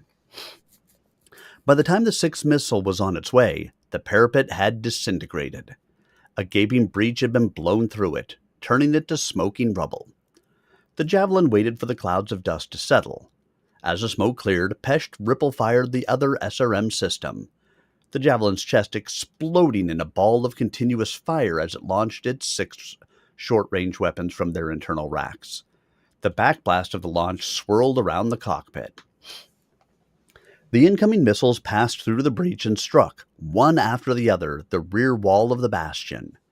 A continuous roar as missile after missile hit the churning, boiling, glowing chaos. Great slabs of stone hurtled through the clouded air. A shower of debris pattered down over a radius of several hundred meters. Then, silence. Vost waited for the last bit of dust to clear. The bastion was a smoldering heap of rubble. Fiery pockets still glowed along the wing walls, erupting into sudden columns of flame as some portion of the gate, ladders, or hoardings took fire. The place was uninhabitable, even to the untrained eye, and there were many now gathered on the main parapet. It was a sure and certain fact that no one could have survived the attack. Vost pushed forward on the throttle and let his panther step over the covered way and into the bastion.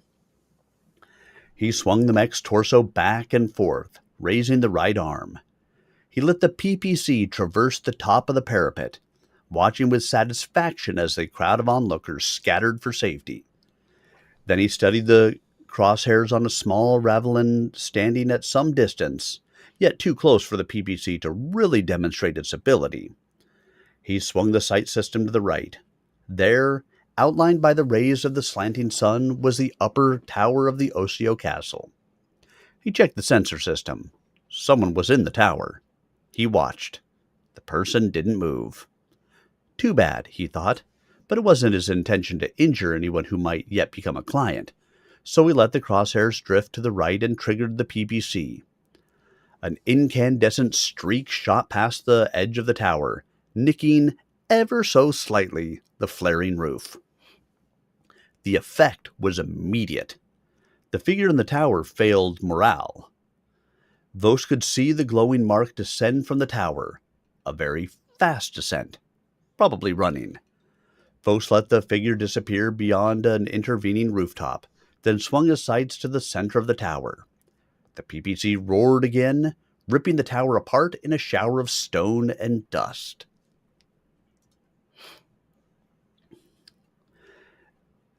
And by the way, if I haven't ever mentioned this, obviously, EJ Toll, you are on YouTube, so you know where my YouTube channel is. All of these chapters that I'm reading are available on my YouTube. All the previous chapters of this book and all the other books that I've recorded at this point are up there on my YouTube. The chapters that I'm doing tonight will all be up on YouTube by the end of the evening, which I've got 3 chapters left that I'm going to try to do tonight, because I want to say I only got 5 of my 8 last week. So I'm trying to get back on track by, doing a little bit extra this week. So I've got 38, 39, and 40 that I will finish. And then tonight I will get these uploaded to my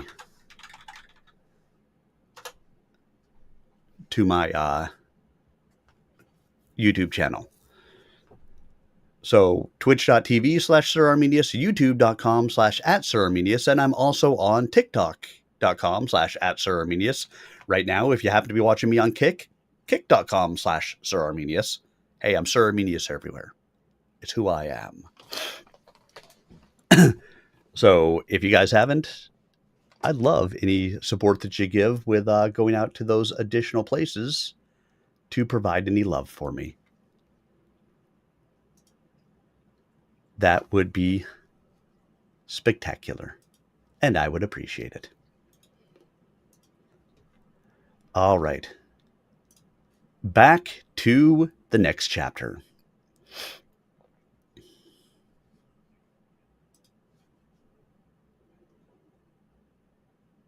"38. The explosion could be heard as far away as the Dest headquarters. Takuda had received a report that the mercenary mechs had passed his location at dawn, but he hadn't followed them, assuming they were moving to another enclave as part of some deal. Now he could hear the chatter of Tatate voices outside his door. The curtain of the command post was swept aside as Parker Davoud burst in. "There's a lot of shooting at Osio, Commander. They must really be tearing the place to pieces. You can feel the force of the explosions through the ground. Could be a full-scale attack." "But why Osio?" Takuda asked rhetorically. They've never attacked the Osio before. Until now, they've always hit the Amatukaze, and always with the ground forces. They've never attacked an enclave. Something's changed. The two men pushed outside to find the camp in a state of confusion. The Tatate were running for the shelter of the deeper woods, the members of the host tribe trying to maintain some kind of control. Over the thundering sound of hundreds of running Tatate feet could be heard the screeching of those in search of something. Takuta watched in amazement. Why, he wondered, were people in panic always interested in getting to the other side of the area? Those who were on the left wanted to seek shelter on the right. Those who were on the right wanted to seek shelter on the left. Front to rear, rear to front. It never seemed that those in one area were willing to seek shelter there. And why were the children always separated from their mothers by the greatest distance at the moment of panic? The desk commander stood and watched. At last, the scattering Tatate reached some kind of stasis, and the movement came to an abrupt halt.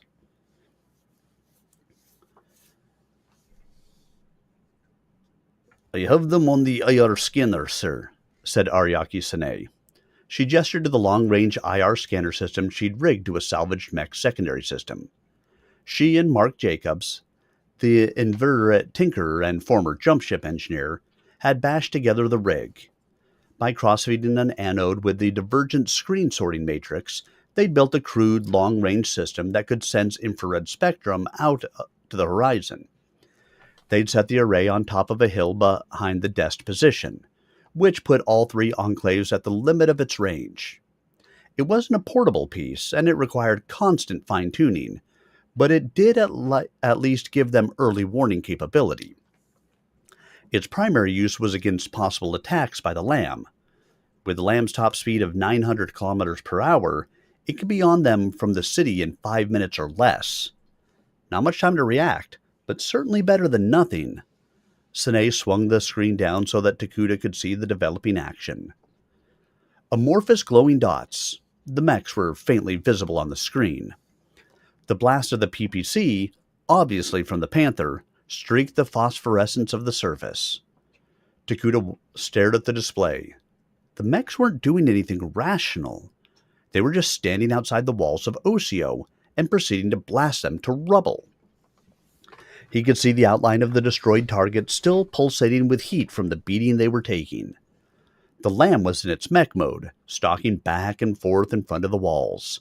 A great section of the outer works leaped into relief as the laser hosed down a section. The mechs weren't even attempting to enter the city. Looks like they're selling something to the Osio, mused Davoud. I'd say they're trying to convince them to be good boys in the future. I wonder what got them so bent out of shape. Nothing did, exclaimed Takuta. You were right the first time, Parker. They're selling something. Look, none of the Usogumo forces had moved. Not a sign of them anywhere. The mechs are just out demonstrating their wares. They're looking for another bidder. They're up there advertising their abilities. He stepped back from the screen and shook his head. This could be unfavorable. We know that there are bidders in the other enclaves. Some of them have already approached us. Vost and his people are trying to see what they can do. Unfavorable. Unfavorable for all of us. Takuta knew that he wasn't the only one among the desk group who'd been tapped for a deal. Knight and Arsenal had reported being contacted by humans who'd offered to hire them to fight for one or more of the enclaves. He also knew from talking with Sine that at least one group was willing to freelance the situation. Evidently, Vost was beating the brush to see what else he could scare up. A bidding war was about to start, and the losers would be ground to pieces by the winners. We've got to stop them, exclaimed Takuta, punching his right fist into his left palm. If Vost accomplishes what he set out to do, the whole situation will be out of control. Vost goes to the highest bidder, and he can hold all the enclaves hostage. It will set everyone against everyone else. It's the perfect mercenary environment, Mr. Davoud, he said, turning toward his aide. Call up the locusts. Let's see what we can do to slow them down. 10 minutes later, the 2 locust mechs strode into the clearing around the command bunker, the Tatate scampering and scurrying around them, oblivious to the danger of being squished by the foot of a 20-ton mech. Goodall and Jacobs opened their emergency hatches and looked down at their commander, both pilots grinning with excitement. This was the first time they'd been in action since the disastrous attack by the combined Usagumo mech force more than a week before. Jacobs was confident of his ability to control and fight his locust, and happy that now he'd get the chance. They debated whether to train Busteau up to operational standards, but Goodall had finally convinced Takuda that Jacobs was the best choice. Busteau had other duties, responsibilities, and assets that Jacob could not duplicate. Now Jacobs was ready for a demonstration of what he had relearned. All the old training gained so long ago from his father would be put to the test. The last thing Goodall had said to him before closing down the hatch had been the time-worn reminder to mech pilots. There are old pilots, there are bold pilots, but there are no old, bold pilots. Jacobs had shrugged off the injunction and fired up the 160 LTV fusion drive system. There was a sudden roar at the edge of the clearing as the machine churned its way into the tiny space. Exhaust fumes and steam boiled from the device, and its wheels flayed the ground, throwing up great clods of dirt. The thing rumbled to a stop between the 2 mechs. Panting and wheezing, it stood there trembling like a wet dog. The hatch opened, and out popped the grinning faces of Parker Davoud and Topi. "I brought reinforcements!" shouted Davoud above the whoosh and whine of the engine. "Topi and I have been working on it ever since she stole it from the Usagumo. Not much firepower, but Sine can give us a missile launcher for the top. She can even come along to fire it. And Johan, too, as a sniper. You never know when one really great shot might make a difference." Taguda stared in amazement. He had forgotten all about the vehicle that Knight had used in his escape from Usagumo. There was no way it could be of any use in the upcoming fight. It could only make the casualty figure on the Dest side that much higher. He shook his head in disbelief and as a negative response.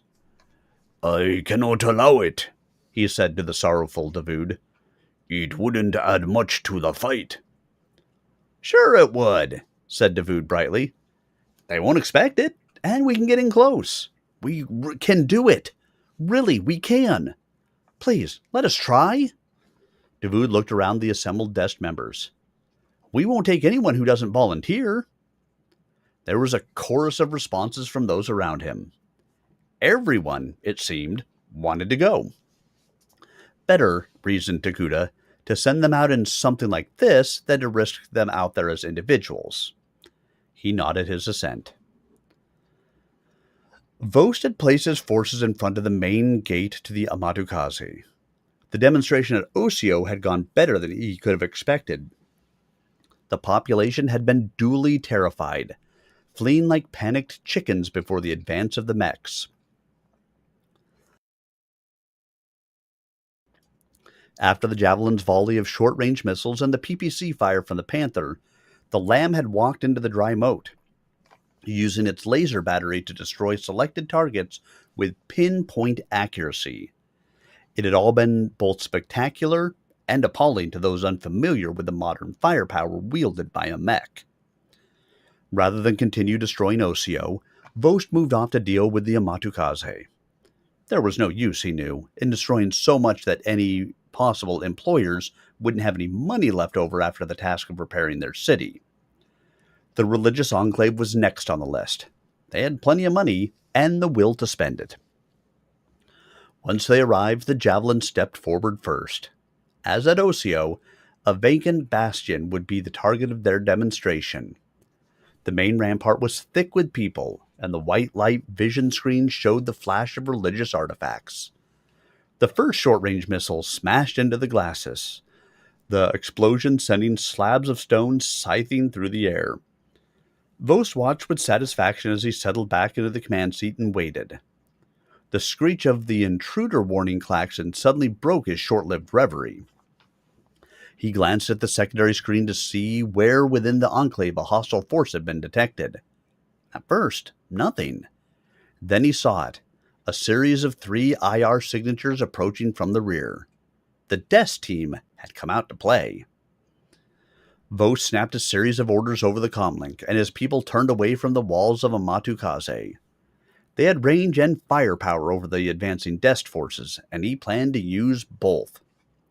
The Lamb would again be grounded over the strenuous protests of Seagroves, but fuel for the jet propulsion unit was still a problem, and they currently had no need for the additional speed and maneuverability of the airborne version of the mech.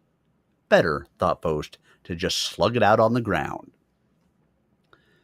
Takuta's 2 locusts had been counting on Surprise to getting close enough to do damage before the mercenaries' armor and the volume of fire could turn the tide against them. But the moment Goodall had cleared the edge of the woods and had the enemy mechs on her IR screen, she saw that the Javelin and Phoenix Hawk were moving toward her instead of facing the walls of the Enclave. The Panther outranked the Locust 2-1, which gave the Locust scant hope of doing significant damage to the mech before the others closed. The Locust was a light mech that relied on speed and surprise. When Surprise lost, its only hope was to move fast and keep moving, hoping to throw off an enemy mech's targeting computers. The great advantage of the battle mech, commanded by an experienced pilot, over the circuitry of the computer was that the human was completely unpredictable. But as the range dropped, there came a time when a mere point-and-shoot system was deadly. No matter how erratically the Locust moved, the Panther would be able to bring the heavy PPC to bear before the Locust could reach its maximum range. Then it was all over for the Locust. Goodall called for a swift retreat. Though she was able to make the transition from attack to retreat in a single step, Jacobs was not so swift. Whether it was inexperience or foolhardiness made no difference. Before Jacobs could swing the mech behind the trees, the Panther PPC caught the light mech square in the torso. A fountain of incandescent armor boiled off the front of the smaller machine, and the Locust staggered backward under the ferocity of the hit. As Jacobs and the Locust toppled to the rear, his career as a pilot would have come to an abrupt end had Parker DeVood not driven the tank against the back of the falling machine's legs. The shock of the PPC hit and the weight of the tank twisted the Locust completely about, and by the time Jacobs regained control of his staggering mech, he was headed in the right direction.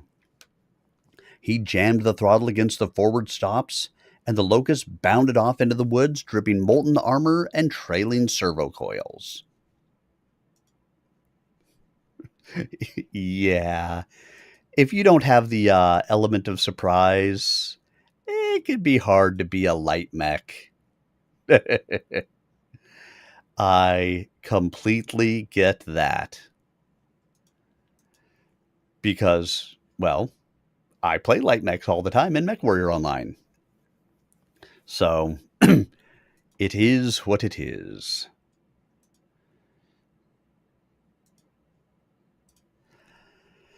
All right. Drink, and then we can go.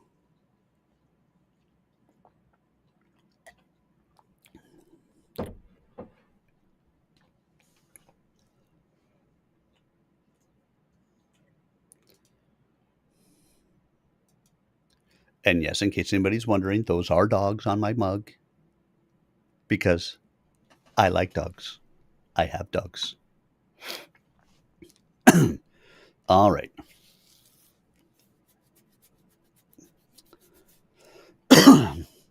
Here we go.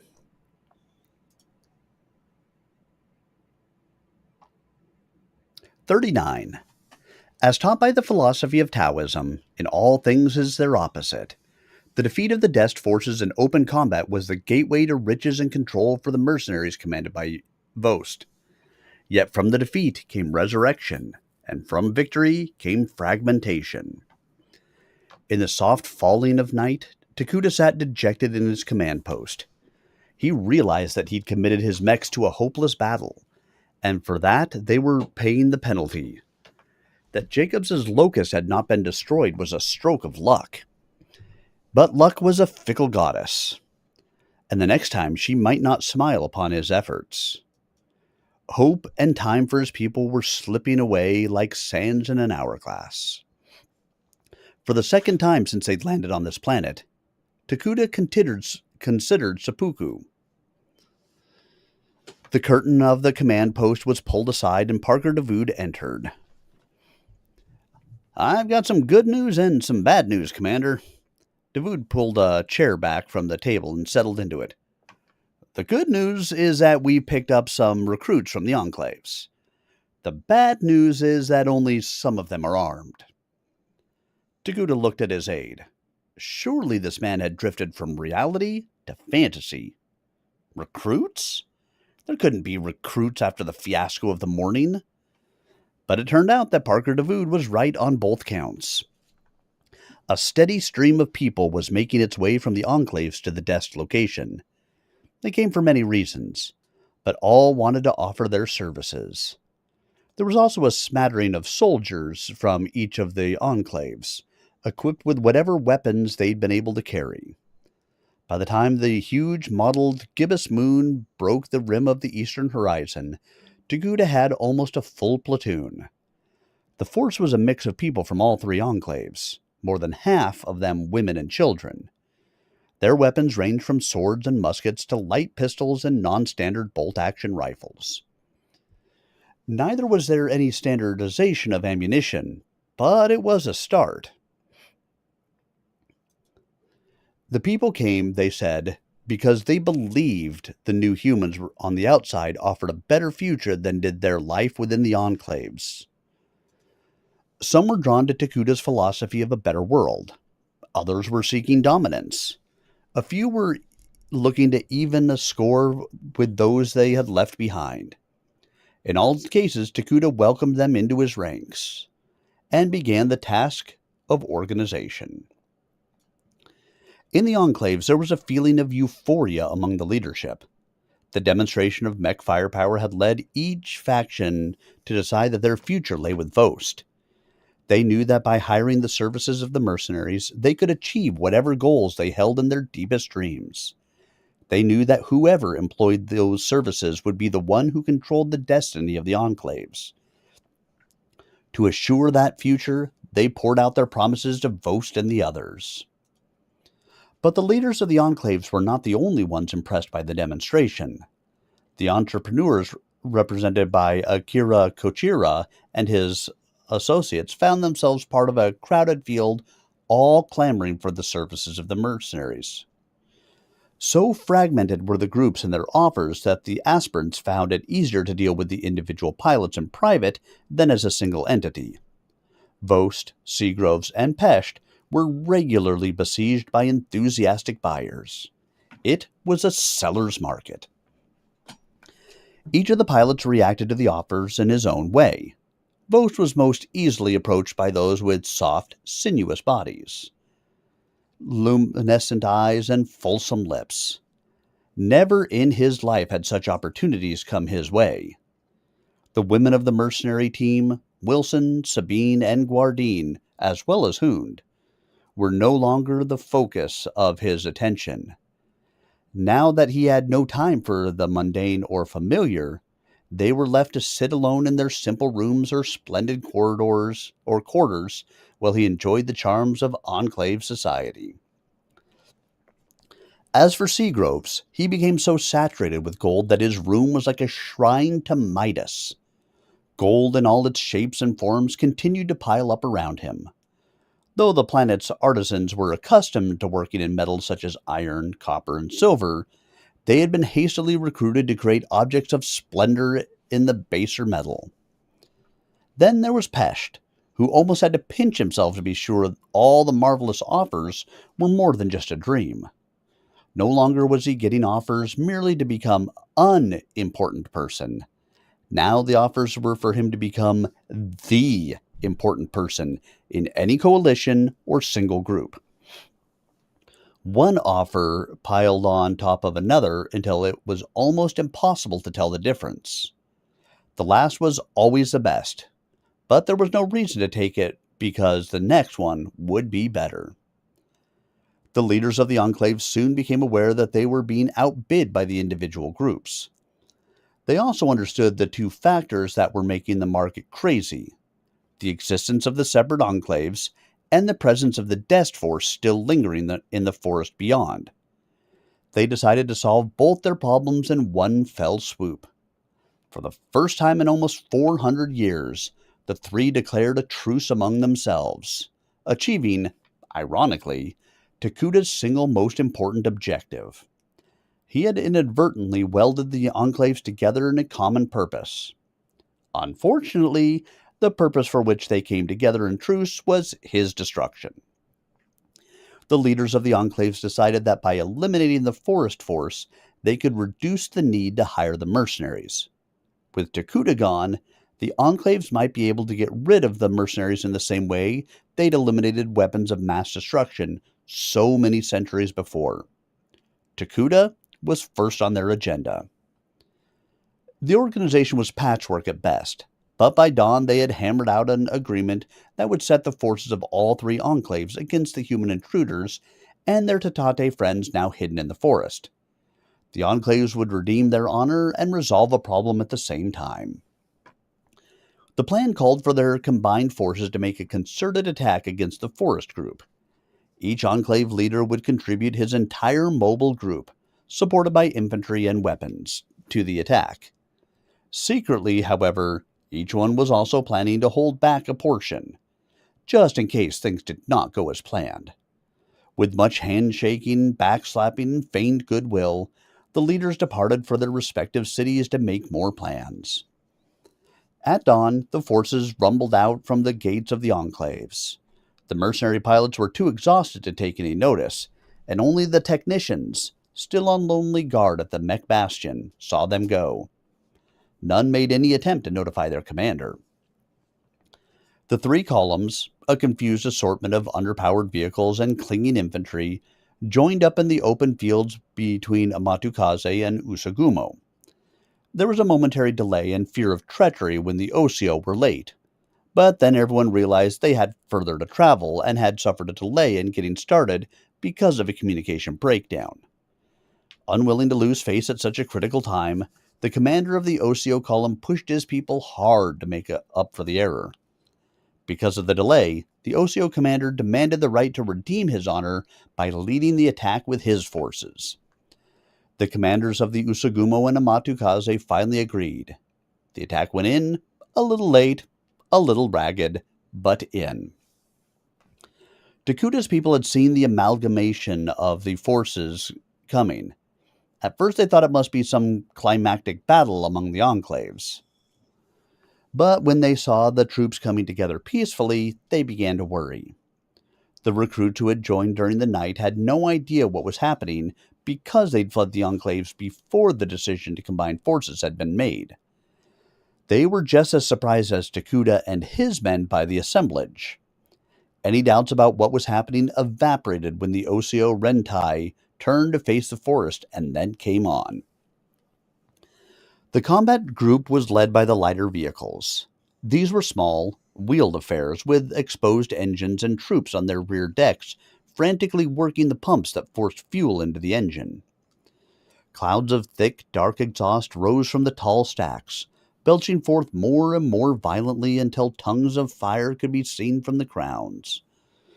The roar of the motors was deafening.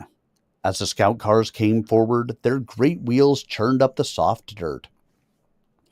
In the front of each one rode the commander in a perch high above the prow. A tall, wooden latticework tower was his post. He used a long prod to direct the driver, hammering on the unfortunate's shoulder whenever he wished to make a turn. Behind them came the heavier forces, enclosed vehicles that were covered with riding troops. These were armored forces and their infantry support. Great clods of dirt spewed from under their thrashing, spiked wheels. The infantry hung on, inspired by the terror of being thrown under one of the behemoths. It was all very grand. Trotting behind the vehicles came the regular infantry formations carrying their assortment of muskets. Archaic though the weapons might be, They were equally deadly. Takuta had the advantage of firepower, but he lacked numbers. No matter where he deployed his thin forces, there would always be enough attackers to work around his flanks. To defeat this alliance would call for more than just bullets. The short-range missile launcher fired first, its arcing vapor trails streaking toward one of the second-line attack vehicles. The missile passed through the laminated wooden armor plate of the prow and exploded against the engine block on the inside. The vehicle staggered momentarily, then burst apart in a cloud of fire, steam, pulleys, belts, gears, and people. The Osio Rentai did not hesitate. A long, high-pitched scream rose up from the ranks of the jogging troops as they broke into a full run. Off to the right, Takuta heard the staccato stutter of a Dest light machine pistol, followed almost at once by the steady thump of the weapons section's machine gun. Some of the volunteer recruits were getting into the action. He couldn't hear it, but he was sure that the Dest laser rifles were working their way through the horde of rushing enemy. Then he saw that someone must have targeted a scout vehicle with a laser. First, the exterior of the engine produced a bright red spot, and then the whole cylinder, piston, smokestack, and manifold rose from the chassis like a rocket. It flared off into the smoke-shrouded sky with an infernal howl before crashing some distance away behind the supporting troops. Comlink chatter, unidentified but urgent. Too many, have to pull back. Recruits breaking on my left. Pusto hit, I'm withdrawing. Give me fire to the left, I have to pull back. Too many of them. Damn, they're like ants, can't crush them fast enough. Watch out for that next vehicle. Looks like a slug gun in the front. Takuta considered ordering the Locust up in support, but he didn't know where the Lamb was. If he committed the mech too early, the Lamb could be on the scene in a few minutes and destroy it. Until he discovered the mercenary's location, he could not commit the mech. Then a great crash drew Takuta's attention. It was one of the second-line vehicles erupting in a cloud of smoke and coolant steam, probably from another missile hit. They were going to have to be careful. Those missiles would soon become more valuable than life. Then the vehicle emerged from the smoke, and Takuta realized that it had fired at his troops. A sudden trembling in the ground under his feet startled him. Looking off to the right, he saw a boulder the size of a large trash can bounding away into the forest. The vehicle was firing ball ammunition. Archaic, but deadly. You'd be just as dead if that fell on you as if hit by a laser, he thought.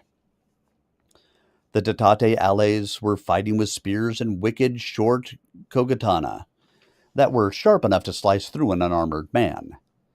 In fighting them, the Osio forces seemed to redouble their ferocity as though they wanted to exterminate the aliens rather than defeat them. Machine gun's gone, had to pull back. Low on ammo. My right. Someone support my right. I can't hold them. Pull back. I can't get there. Pull back. The titties are taking it in the shorts. They're getting slaughtered. Takuta followed the course of the battle over the comlink. His lines were collapsing all across the front. From what he could hear, the Dest members were doing all right, but the recruits and the Tatate were bearing the brunt of the casualties. The short-range missile launcher was loading and firing as fast as Sine and Miranda could slap rounds into the launch tray. Its IR system had no trouble locking onto the overheated tanks, but sooner or later the SRM would run out of ammunition. At Takuta's signal, his troops began to give ground.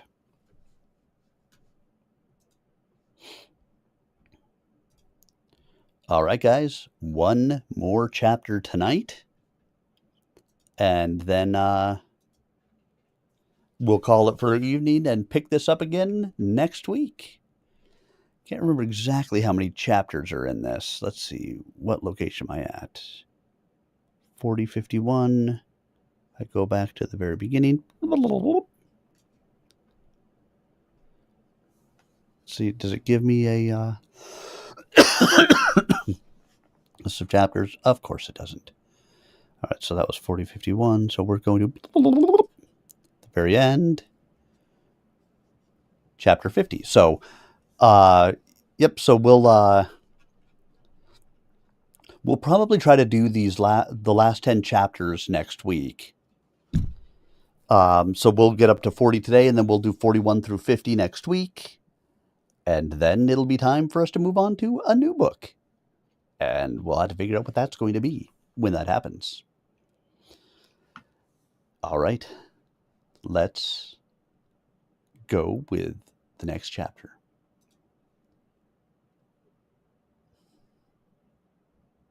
"40. The light sections of Takuta's force covered the retreat, though it wasn't much to cover.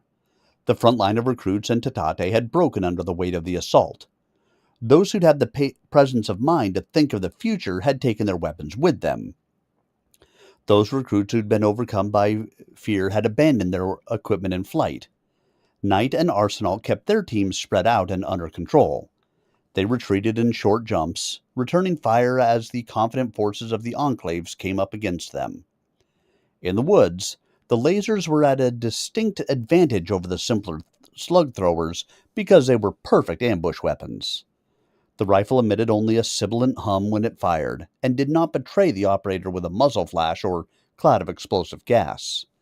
In many cases, a desk member was able to get off several killing shots before being discovered. By mid-afternoon, they'd broken off all contact with the attacking forces except for the single vedettes that Takuta had left in touch. The ranks of the attackers had become so badly mixed up that they were equally willing to let the battle subside while they reorganized. In the excitement of victory, they did not stop to count the cost or mourn the dead. They were on a roll and wanted to finish the job. There would be time enough later to deal with the lost and injured. Now was a time for celebration and victory. Someone broke out a bottle of Budoshu, and the party began. But the revelry was confined mostly to the support troops. The men in contact with the sentries understood just how deadly the forest could be. To the rear of the scattered front, the heavy equipment began to gather. There were great gaps in the formations, and some units had simply ceased to exist. Not just as effective combat forces, but as entire units. Some had no survivors.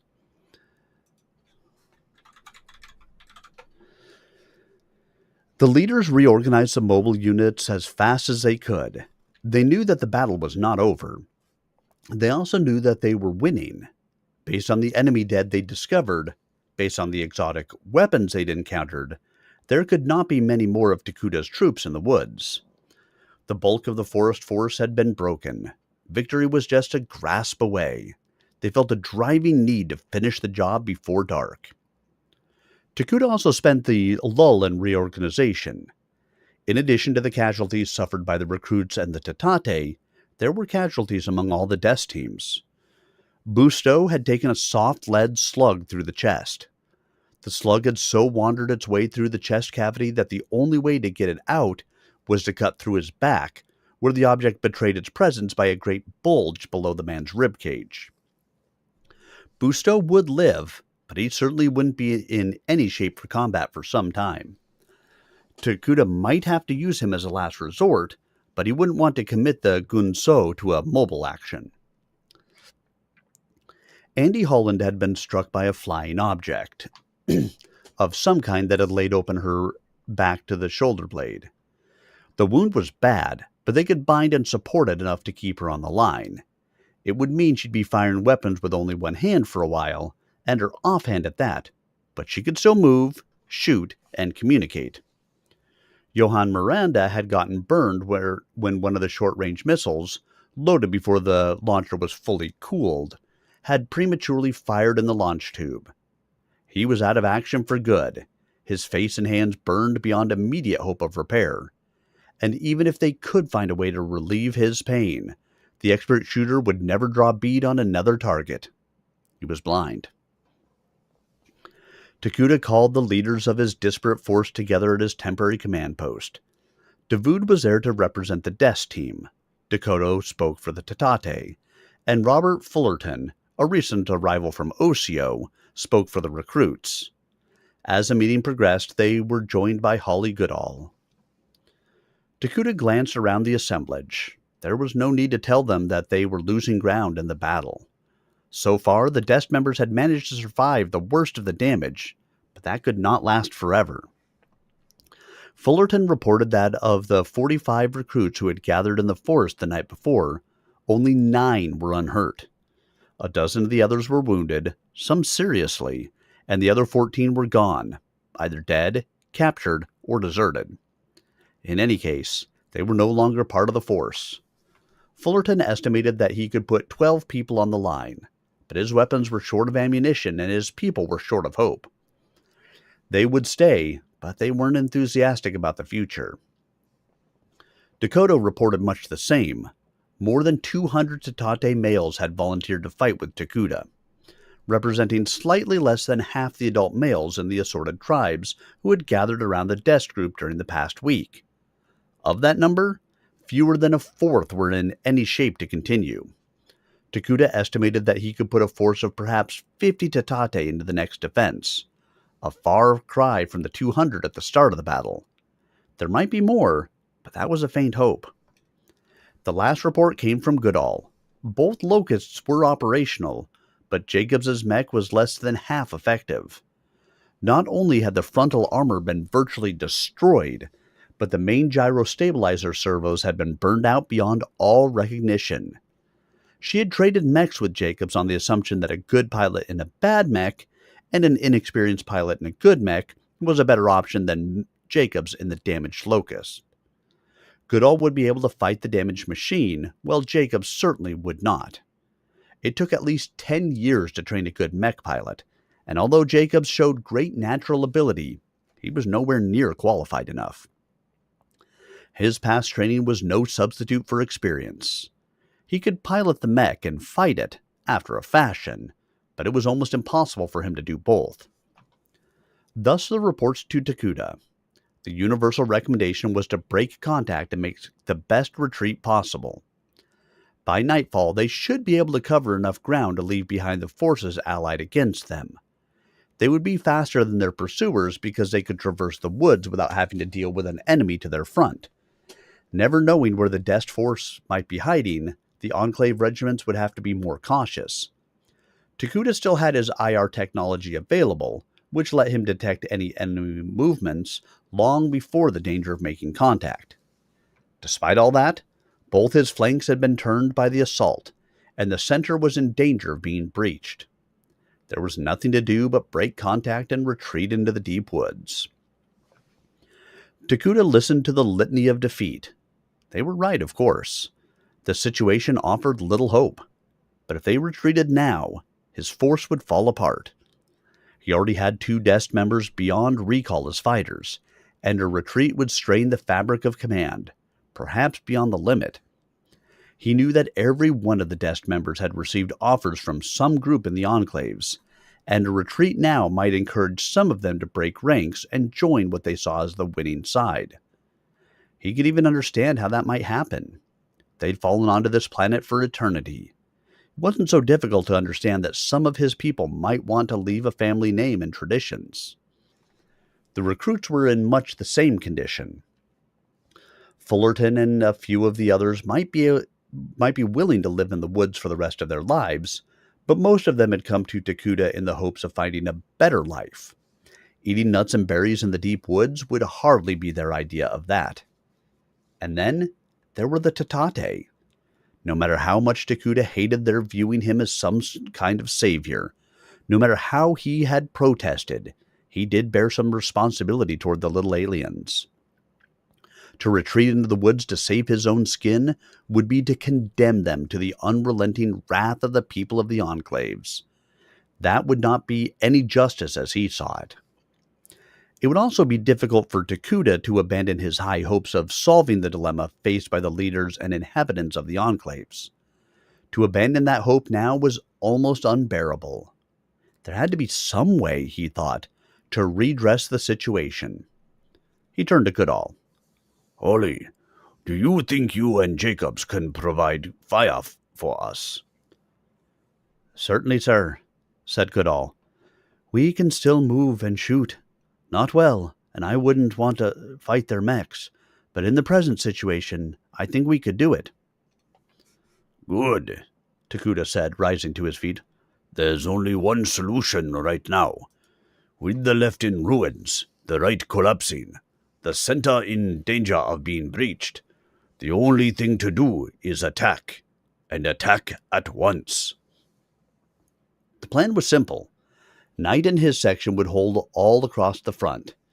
They'd divide up into 3 teams, each with a Dest member and a few recruits and Tatate for support. They would not engage attacks by the Enclave forces, but would give ground, inflicting casualties and drawing the enemy in on themselves. The deeper they got into the forest, the better for Takuda's plan. Knight and his people would try to separate the infantry forces from the supporting vehicles. If they succeeded, the strategy would also render the long-range fire of the riflemen and machine gunners much less of a problem.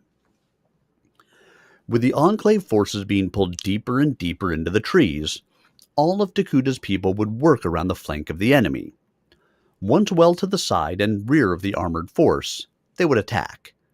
The medium lasers of the Locusts would outrange anything the Enclaves could muster. The first charge would have to carry all the way. By mid-afternoon, Takuda's forces were in place, and none too soon. The probing by the Enclave forces was becoming more and more vigorous, and it wasn't long before every member of the Knight section was reporting pressure building to his front. Small enemy parties were working around the flanks of the strongpoints, and Knight's section members were being forced to pull back. Takuda acknowledged the information but issued no specific orders. He wasn't the type of commander to micromanage a battle. With the front extending over several kilometers, there was no way to truly understand each subordinate's problems. He gave mission orders and advice, but he left the battle up to those who were in contact. As long as they kept him informed of the changing tides of battle, he left well enough alone. His subordinates responded with enthusiasm and initiative. Meanwhile, the Locust mechs and the rest of the force drifted off to the left flank. By the sounds of the battle and the reports from his people, Takuda could feel the line of combat pass across his front. He waited, and then sprang the trap. The Locusts rose from their hiding places and fired. The Dest members, recruits, and Tatate charged. The enemy's armored forces and some vehicle-mounted infantry were slowly traversing a broad open area, so confident in their superiority that they hadn't even bothered to post security. Bad mistake. With the motors chuffing happily away, they were perfect sensor locks for the IR targeting systems of Takuda's mechs. Goodall watched the targeting crosshairs flash red on the side of a vehicle, then toggled the firing button. So confident was she of a hit and target destruction that she didn't even wait for confirmation. She switched to the next vehicle in line. Both she and Jacobs had started with their engines at the limit of range so that the smoke and debris of the explosions would not interfere with the sensor locks or the laser fire. And it worked like a charm. The Enclave forces thought they were being attacked from the other flank and turned away from the mechs to fight the hidden foe. Nothing but rear armor faced the Locusts, and they took advantage of it. Before the Enclave troops could realize that the attack was actually coming from the right, the field was littered with the remains of a dozen fighting machines. By then, it was too late.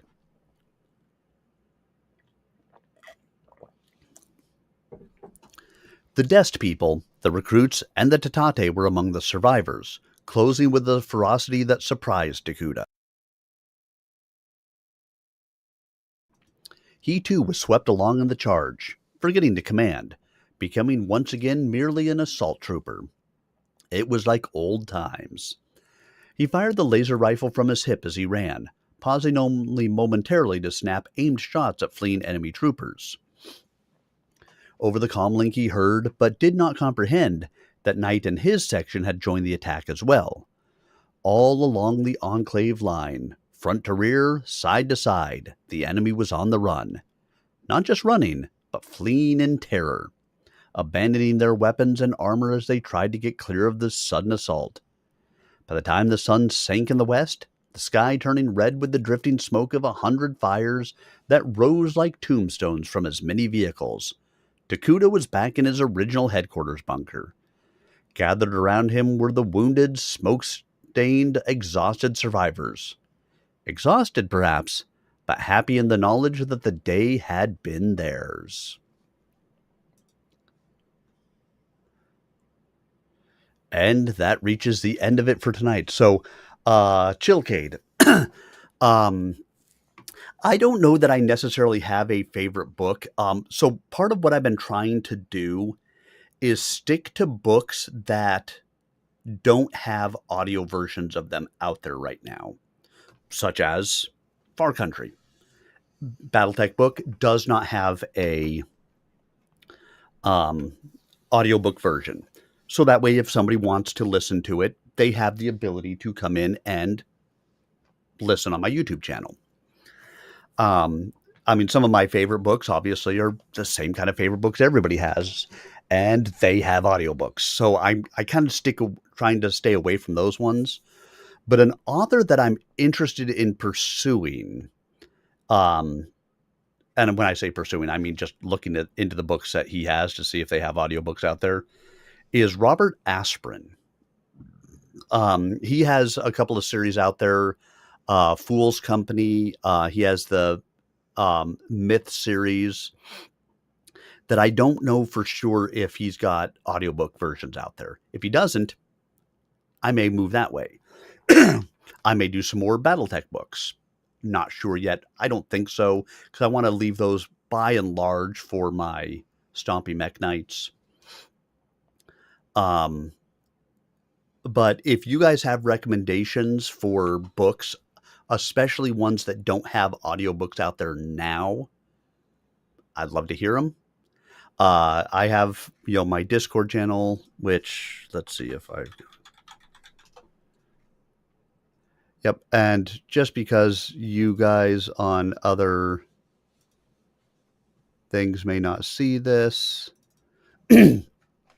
because of course my commands for my bots only put the information up on Twitch. Let me go grab it really quick. I have a channel in my Discord, and there's a link for everybody else. I have a channel in my Discord for book recommendations. So if you've got one out there, and again, especially ones that don't have audiobooks to them that you'd love to hear me read, let me know. I'm absolutely open to taking a look into some of those. I've done, a couple of the Xanth series. I did the Winter of the World trilogy, and some other ones out there. So if there is something that you guys would be interested in having me do that maybe I don't even know about, let me know. I'm absolutely open to exploring some different series. Pretty much all of these, I'm reading them for the first time when I'm recording them and reading them with you guys. So I'm happy to pick up something and go with it. Just let me know. But other than that, again, I have reached the end of my stream for this evening. The 10 chapters that I did tonight, I think it was 10. Sounds right. I will get posted up to my YouTube channel, youtube.com/@SirArminius, by end of, ideally by end of night tonight. I will get the process rolling, and then hopefully YouTube will actually upload the videos, because I've run into that issue before. I'm like, I'll have it by end of night. I put the videos into their queue, went to bed, came back in the morning, and 3 of them hadn't processed. So, by end of night tonight or by tomorrow at the latest, I'll have the chapters from tonight up there, and you can get, any of the rest of the chapters that I've done in Far Country or any of the other books that I've recorded on the YouTube channel. Like, subscribe, comment, do all those fun things. Help me to continue to grow the channel. So ideally, as I was discussing with the gentleman earlier, EJ Toll. I'd love to do this for a living. And if I can expand my presence, it may help me. So wherever you happen to be, like, subscribe, comment, do all those fun things. Help me to grow the channels, would you? I hope you guys all have yourselves a wonderful evening. I do plan to be back. Yeah, tomorrow I should have Abomination Vaults, Pathfinder Adventure on Foundry VTT. And then Thursday, Stompy Mech Night. Until then, as always, the greatest gift that you can give to a streamer is the gift of your time. And I appreciate that you guys gave me the gift of yours this evening, whether it was for 5 minutes or 3 hours. Thanks so much for having been here with me. I will look forward to seeing you all on the next stream. Have a great night, everybody, and we'll see you soon.